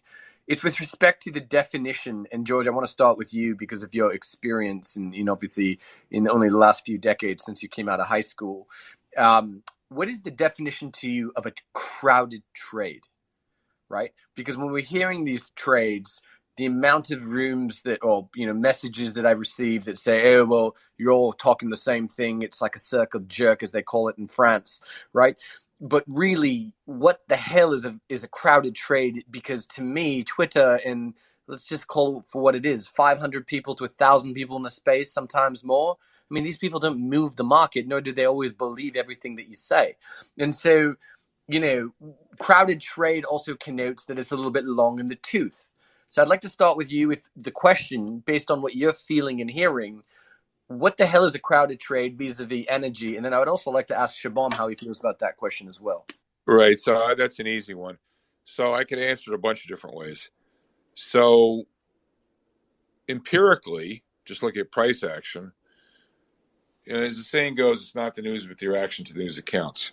So let's say we're all along a certain stock. Let's say we're all along energy, and great news comes out. Let's say we're all on white cap, like Shabam was saying. We're all on white cap, and all great news comes out, and the stock doesn't go up.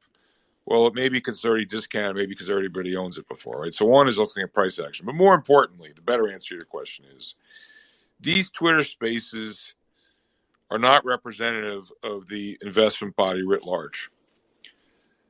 I affectionately would say to my fellow Canadian Energy Mafia brethren, you guys are lunatics. You're nut jobs. You're on the periphery. You're financial perverts. You're lepers. You're not part of the mainstream. You're not allowed to speak in polite company.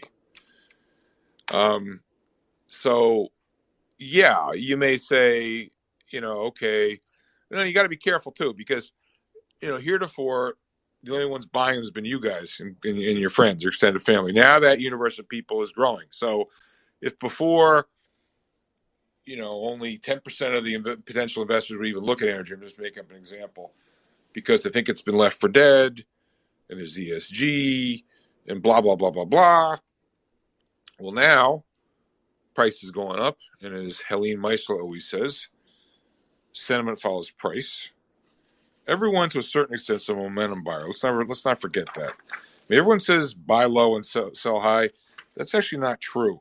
You want to buy high and sell higher. Or put it this way, you don't want to catch the falling knife. You want to see that someone else is buying it, not just you.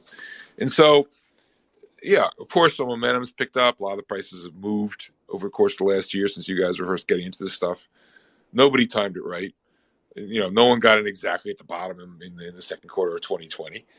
You got to have a longer-term perspective. But I would just say that, energy, if you were in this room earlier and you listened to John Roque talking about what it's like at, with high-level buy-side clients and whatnot, if you're a mainstream fund manager, you're still worried twice as much about your Apple position than you are the entire energy thing. I mean, Apple's at 7% of the S&P. Energy's, I think, 3.9 or some number like that. It's roughly double.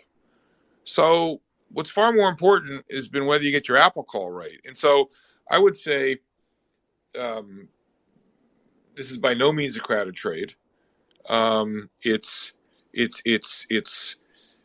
just the beginning. We're in the awakening. And I know you're Canadian, but I think you probably know baseball well enough. Whether we're in the second inning, third inning, fourth inning, I don't know, something like that. I mean, we got a long way to go, So by no means, the people say it's a crowded trade. And I'm sure you come across this. Oh God, I love it's funny. I had a conversation. I'm going to protect the innocent. I'm going to keep it anonymous. So I was having a conversation a month or two ago with one of these sort of New York, Midtown Manhattan-based FANG investors, and he did really well for a long time. He was shitting on energy 2 years ago. He's shitting on a year ago. He's shitting on it again when I'm talking to him. Oh, the only reason oil price is up is because of Russia. Every time it goes up like this, it always goes down. We're going to get a recession. I mean, all these sort of hackneyed, tired, frankly, ignorant answers. Like, for God's sake, if you want to give a good pushback, do some fucking work. These people. So I would just say to you, I'm ranting now as I want to do and as you like me to hear. Fuck no, we're just the beginning of this. And so people say it's a crowded trade.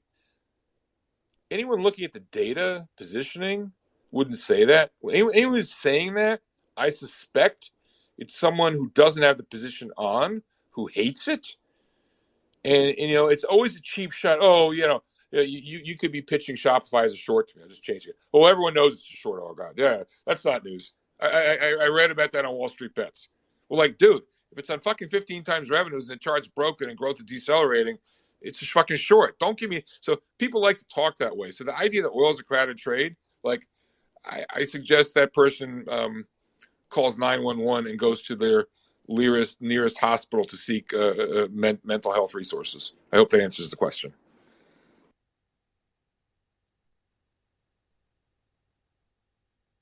Oh, God, you got to unmute yourself. I'm waiting for your retort.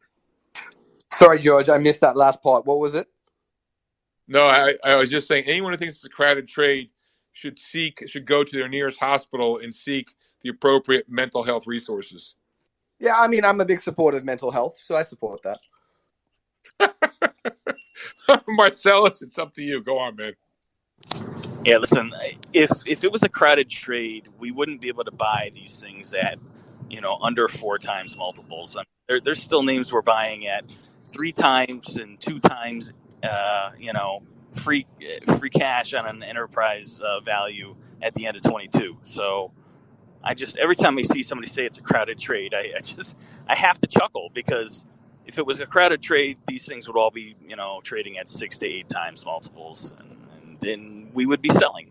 But that's just simply not the case. 100%. Hey, Marcellus, I can't remember because we're going to shut this down room before long, but I don't recall if earlier when I asked for some names, I mean, did you throw a name or two in the ring that you think is interesting, or did you rather not talk names?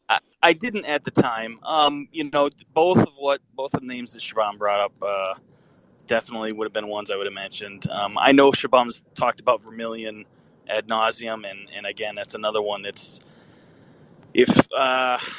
unless you think somehow magically Europe is going to resolve this natural gas situation that they're in, which I clearly do not see that coming anytime soon. I think if you want natural gas exposure in Europe, you have to own it, and it's on European gas strip. It's just very, very, very cheap. You're referring to Vermilion? Which one are you referring to? I'm sorry. Yes. Yeah. Okay. All right. VET, Victor Edward Thomas. Right. And by the way, and either for you or Shabam, maybe it's more Shabam. I know, Shabam, you've been a big proponent of Surge Energy. You still like it, and what's the sort of elevator pitch on that, Shabam, or Marcellus, or Olgad? Well, for Surge, they have a lot of hedges that are rolling off here over the summer, and when those hedges come off, their free cash flow is just going to skyrocket. So I'm very bullish on Surge, also, just like Shabam is. And there's another one, Obsidian OBE, which actually does have an NYSE listing under OBE. That's another one I really like. I think it's undervalued. It's had a little bit of a run the last couple of days, but it's got a nice land position. It's in a very, very economic play in the Clearwater, and I think it's one to keep an eye on. That's awesome. All right, we're coming up on 3 hours. I'm just looking here. So before we go any further, just hang on for 1 second. I just want to announce. Let me just take a quick look here. You guys have killed it. I can't thank you enough. A big round of applause. We're up to 29,760. So I think we've raised, since the challenge went out, we've raised over $5,500. So it was like 3,600, 3,700, and plus the match of 2,000. If anyone wants to help put us over $30,000 cumulatively, that would be awesome. That would mean I think we would have raised $9,000 in total this evening, which is great for, which is absolutely fabulous. I mean, again, this couldn't go for a better cause. So please, again, you just listen to, Shabam, Marcellus. It just goes on and on and on. And I want to tell you something. I'm learning a lot in this room, boys and girls. Don't you think I know everything? Don't think I know everything. I mean, I don't. So this is great for me as well. And I just think this is the finest content anywhere, period. End of story. All right. So I don't know if Guy Sarandula wanted to say anything else.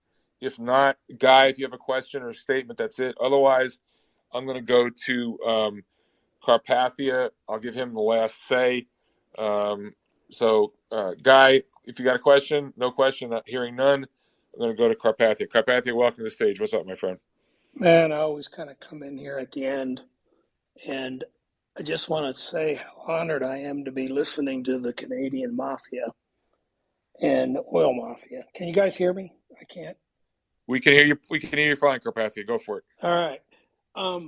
At the risk of George, I want to correct a quote you said earlier. When they raid the whorehouse, they take the piano player too. And By the way, Carpathia, thank you. I knew I blew it. Thank you for the correction. Go no, for it. I don't want to be, but No. I welcome that because I like, because the next time I tell the story, I want to get it straight. So that's what I thank you for. Go on. But I sit here and I listen to these things, and it's energizing because we're all trying to navigate this thing, and it really comes down to they've distorted the game. The money's been distorted. So you hear these stories, and I have a small client base, and these people, I sent out a large email today saying, you people really need to rethink your 60-40. We're up 8%. My RIA partnership is up, 9. We got cash, we got energy, we got these things you guys love. We water it down. And I didn't get one single response. There's like a mass psychosis going on. It's a behavioral side, behavioral finance issue. And it's fascinating, except I think we're getting closer and closer to the reality. These guys, the Canadian Mafia, George, I'm sorry, I didn't write them down. They're talking reality, and people are having trouble with reality because they're detached from reality on the fact that money's been distorted for so long. And that's the real issue here. And that's a hard explanation to give to somebody. You talk about these portfolio managers that have these billions and billions and they're making decisions. They're managing, other people's money, and that's great. They're a fiduciary. In my little family office, if I screw up, we're screwed. So anyway, thank you so much. There's people that can do this. This is a great environment. It feels like a kind of a really smart craps table. Anyway, thanks, George. Thank you, Carpathia, for everything you do. This has been an absolutely phenomenal room. It was done ad hoc. Cathie made me do it. Our next room, I suspect, will probably be on the weekend, probably on Saturday morning. I haven't fixed that yet. But please mark your calendar. We're having Marty Fritzen, Credit Guru, next Thursday at, I think, 4:30 Eastern. I'm expecting to get this well-known Canadian energy manager on Monday, also at 4:30. That will be confirmed. So it's just the hits keep on coming, and I say this not to just blow smoke up your guys' backsides. I mean, this would not be possible without all of your contributions. I will just let you know what's going on in my head. You're going to see a lot more coming out from me. We're probably going to go even more prime time with this, but the considered, and please DM me if you have any thoughts, but I'm committed to keeping this kind of like it is in terms of it's interactive. I love the audience participation. I don't want a polished, sanitized version in a studio. I like that it's raw, it's authentic. We make mistakes, but it doesn't matter. I go nuts once in a while, keeps people in order. And I can be kind of a hard ass in terms of the way I moderate, but it's for the benefit of the room. As you're all well aware, when your smart guy starts talking, I let you talk forever. If someone comes in with an inappropriate question or an okay question, but it's just not the right question for that time, I shut them off. I think we've created something really special here, and it's going to get bigger and bigger. And as I said before, we're attracting more and more interest from research providers that want to come into this room. George, can I So, ask you a question? George, can I ask you a please, question? Not to cut you off, go for real quick. This is going to be go for it. It's going to be personal, but I hope you answer it.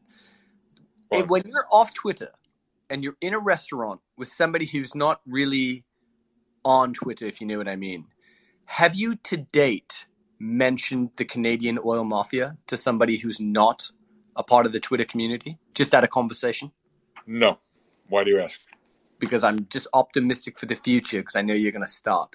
Thank you for doing our work, I appreciate George. that. You know where I thought you were going to go with this? And this is crazy. I'm just another guy. I talk a lot, but I'm just another guy. It was so funny.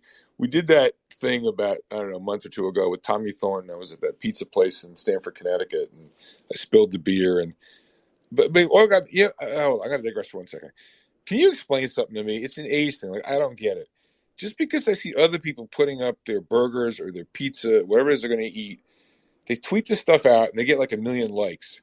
So I'm like, I don't think it's very interesting, but what the hell? So I'm at this pizza joint, and Sally's Pizza has amongst the best pizza in the country. So I figured, all right, I'm going to tweet out a picture of the pizza.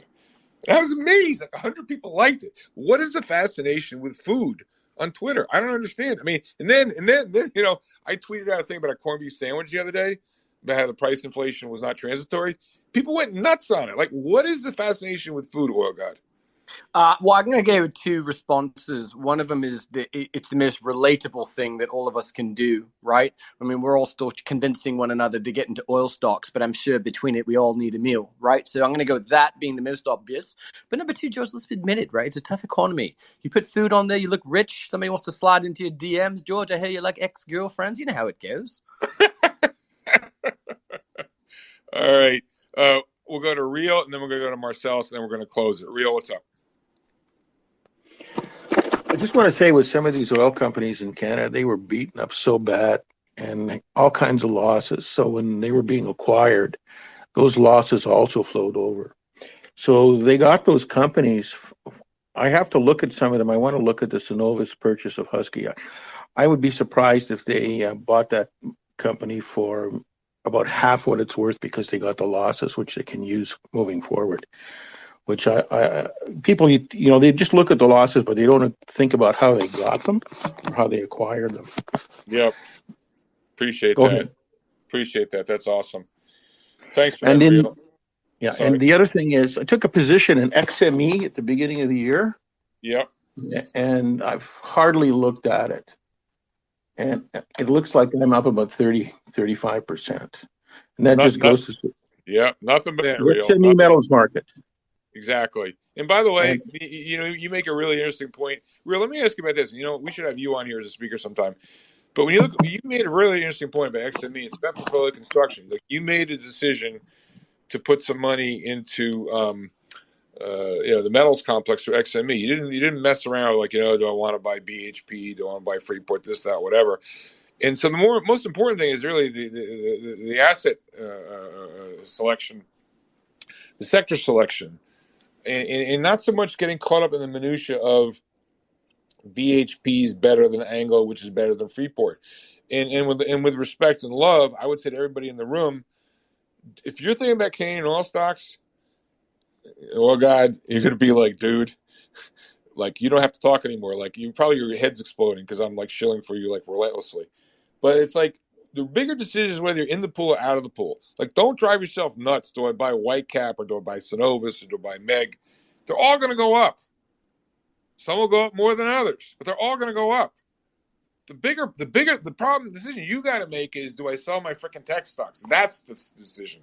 Then it's easy because going back to Real, he didn't bother like, all right, which is the best metal stock I'm going to buy? I'm just going to buy XME. And so, Real, maybe you could just for a second, I'm going to go to Sohaib and Marcellus. Real, maybe you could talk just a little bit for you. Like, why did you buy the XME instead of like trying to pick a couple stocks? Real, please unmute yourself, Real. Okay. Real. Yep. I'm back. Every year on January 1, I put the spiders into a spreadsheet and I watch them all move. Everything is moving down. So I look at the spreadsheet today. XLE is up 41%. XME is up 40%. XLU is 8.5%. XLP is sitting at 3%. GLD is at 7%. Everything else is red. And it's red by 10% or more. So it's not so much you're trying to figure out what's happening. You look at the trend, you spend a few minutes figuring things out, and okay, I'm going to leg into metals. And I just kept on doing it. Just a mechanical process, watching the flow. And then it sort of comes to you that there's been no capex in any of these things. And the supply chain is falling apart and the prices are rising. And it's just like a mechanical process that I do every year. And this year I did like really well. And when you listen to somebody like Abe, who confirms what you're thinking and actually tells you that iron and steel is going to go through the roof. It's not hard to figure out. And I got into the oil stocks in about mid to early, but the first and second quarter of 2021. And I went in the same way. I legged my way in, and I'm sitting here right now. I'm up about 110, 120%, but I got a huge chunk of cash in there.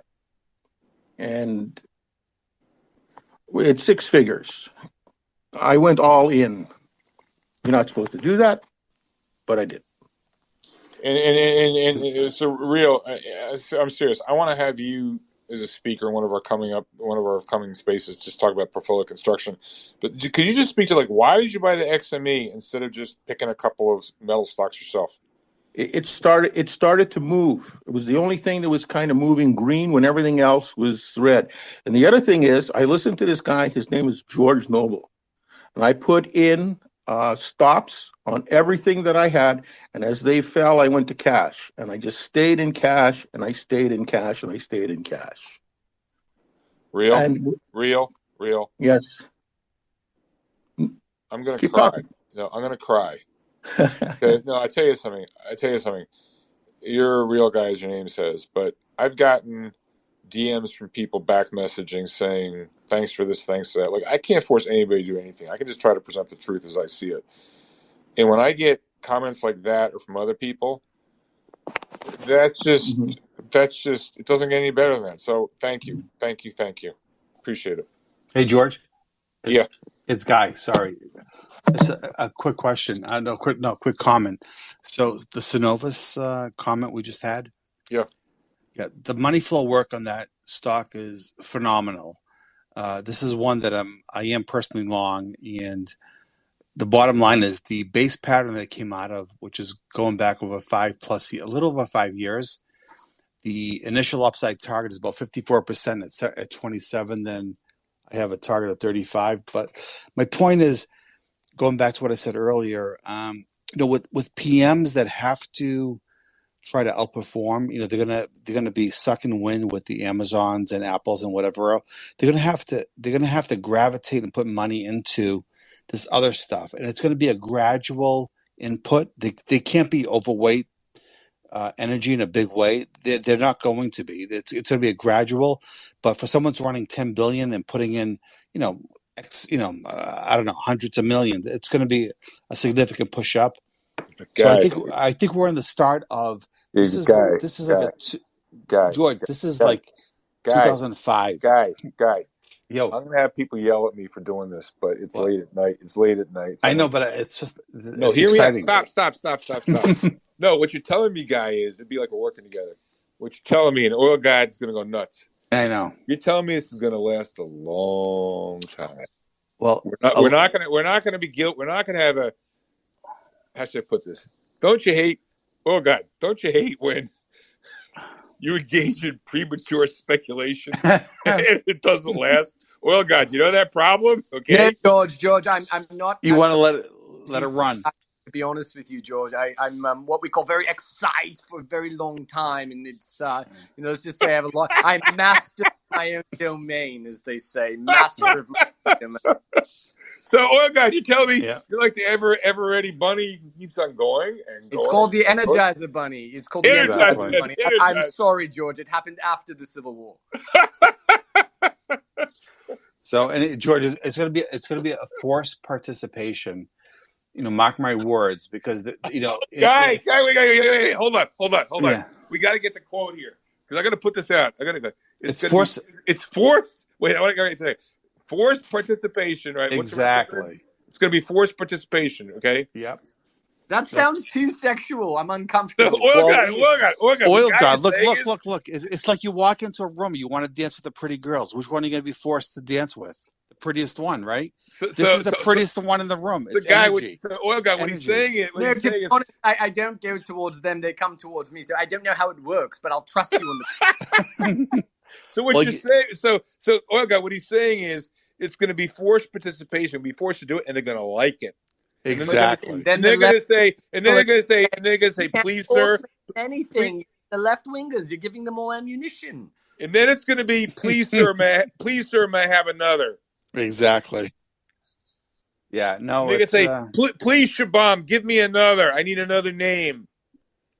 And for then sure. when this rally is going to be over, when these rooms are going to, the Kano Life is going to have thousands of people in the room, and people are going to be bragging about, I own 30 stocks, 40 stocks, 50 stocks. Okay, wake me up when we get there. Until then, don't bother me with these silly questions. Exactly. All right, Marcellus, I think I had a question, or Shabam. Marcellus, you got one? Oh, is we're going to close this thing. Marcellus? Not so much a question. I just wanted to make a quick statement. Two things. There's two people I just want to give out to the group that I think are criminally underfollowed, and they put out some incredible stuff that are part of the comm. Kramer Karma. It's Kramer, just like the Seinfeld character, and Rock Creek Freak. Two guys that I call Kramer Karma the human calculator. If you want, Yeah, both to of break them are down absolute must follows. They both fuck. They're awesome people. All right, so hold on. So Kramer Karma is the Karma with a K? Yes. So Kramer Karma. The other one's Rock Creek Freak. Rock Creek Freak. Rock Creek Freak is a big time. He's in the field. He knows the rock. He knows the geology and a large portion of. Okay. So for the average guy in the room who doesn't know Canadian oil stocks, you got those two guys. You got Nuttall. You got anybody else? Well, I mean, everybody who's in here, obviously, Shabam, without question, everybody in here. But those are guys that don't go on the spaces a whole lot, but they put out some great stuff. All right. So if one were to follow the names you just mentioned, plus the guys in the room, like that should get you like 90% of the way there in terms of if you want to follow Canadian Energy. That's going to get you a long ways. I see Rock Creek is actually in here now, and yeah, everybody you see in here and those two guys. That's going to get you. All right, listen, we're running on borrowed time. We're going to go into overtime. If Rock Creek wants to raise his hand and come up here and say hello and whatever, be very grateful. I mean, we're not going to go much longer, but if he wants to say something, certainly. So in the meantime, if Rock Creek doesn't come up, and Sohaib is going to have the last word. So Sohaib, my friend, how you doing? Please unmute yourself. Yeah, not too bad. It's been a while. Nice to hear from you, George. We sent out the packages. About half of them have been delivered. Have you received anything? Yeah, you weren't in the room earlier, so I thanked your colleagues on your behalf. Yes, it finally came. I know, talk about supply chain. I'm talking like weeks, but yes. And by the way, forever. By the way, just so you know, you will see I have a new picture up. But Oil God has ordered me. He's going to be forced participation. I have to put on my comm gear, and I need to change my picture on Twitter with the comm swag on. So I can credit or blame you guys for that. So thank you, Sohaib. Yes, the stuff did come. Wonderful. All the best, George. Take care. No worries. All right. So with that, let me just check one thing before we go. This has been a phenomenal room, especially thinking how we started this thing and it was all ad hoc. But this has been an unbelievable room. We've had so many great contributors in here. I'm going to make one last request. As I said, the match came through. We're now up to 29,760. So we've raised about $8,700 tonight. It'd be nice to go out over 30,000. If anyone wants to help that, no problem. This is a marathon, not a sprint. But we're 29,760. So the people of Ukraine are winning. Everyone's winning. We're all helping each other. I will be, just so you know, John Roque, he taught the class at Georgetown yesterday that I taught last week. So I would expect that the recording of his class will be up. If he doesn't tweet it out, I'll tweet it out. It'll be up on the Georgetown website by Friday. And then preview coming attractions. I'm giving the keynote speech with John Roque for the CMT Certified Market Technicians Conference on April 28th in Washington, D.C. I think it's like at 4 o'clock. So you're going to see a lot more stuff coming. We're going to make this better and better and better.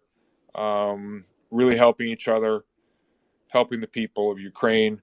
I really hope we can make this a really powerful philanthropic endeavor. We'll figure out a way one way or the other. All right, so if anyone wants to get us over 30,000, that's great. Otherwise, I want to thank all of you.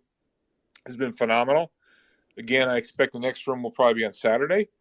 And with that, bid you all good night. Take care, guys. Good night.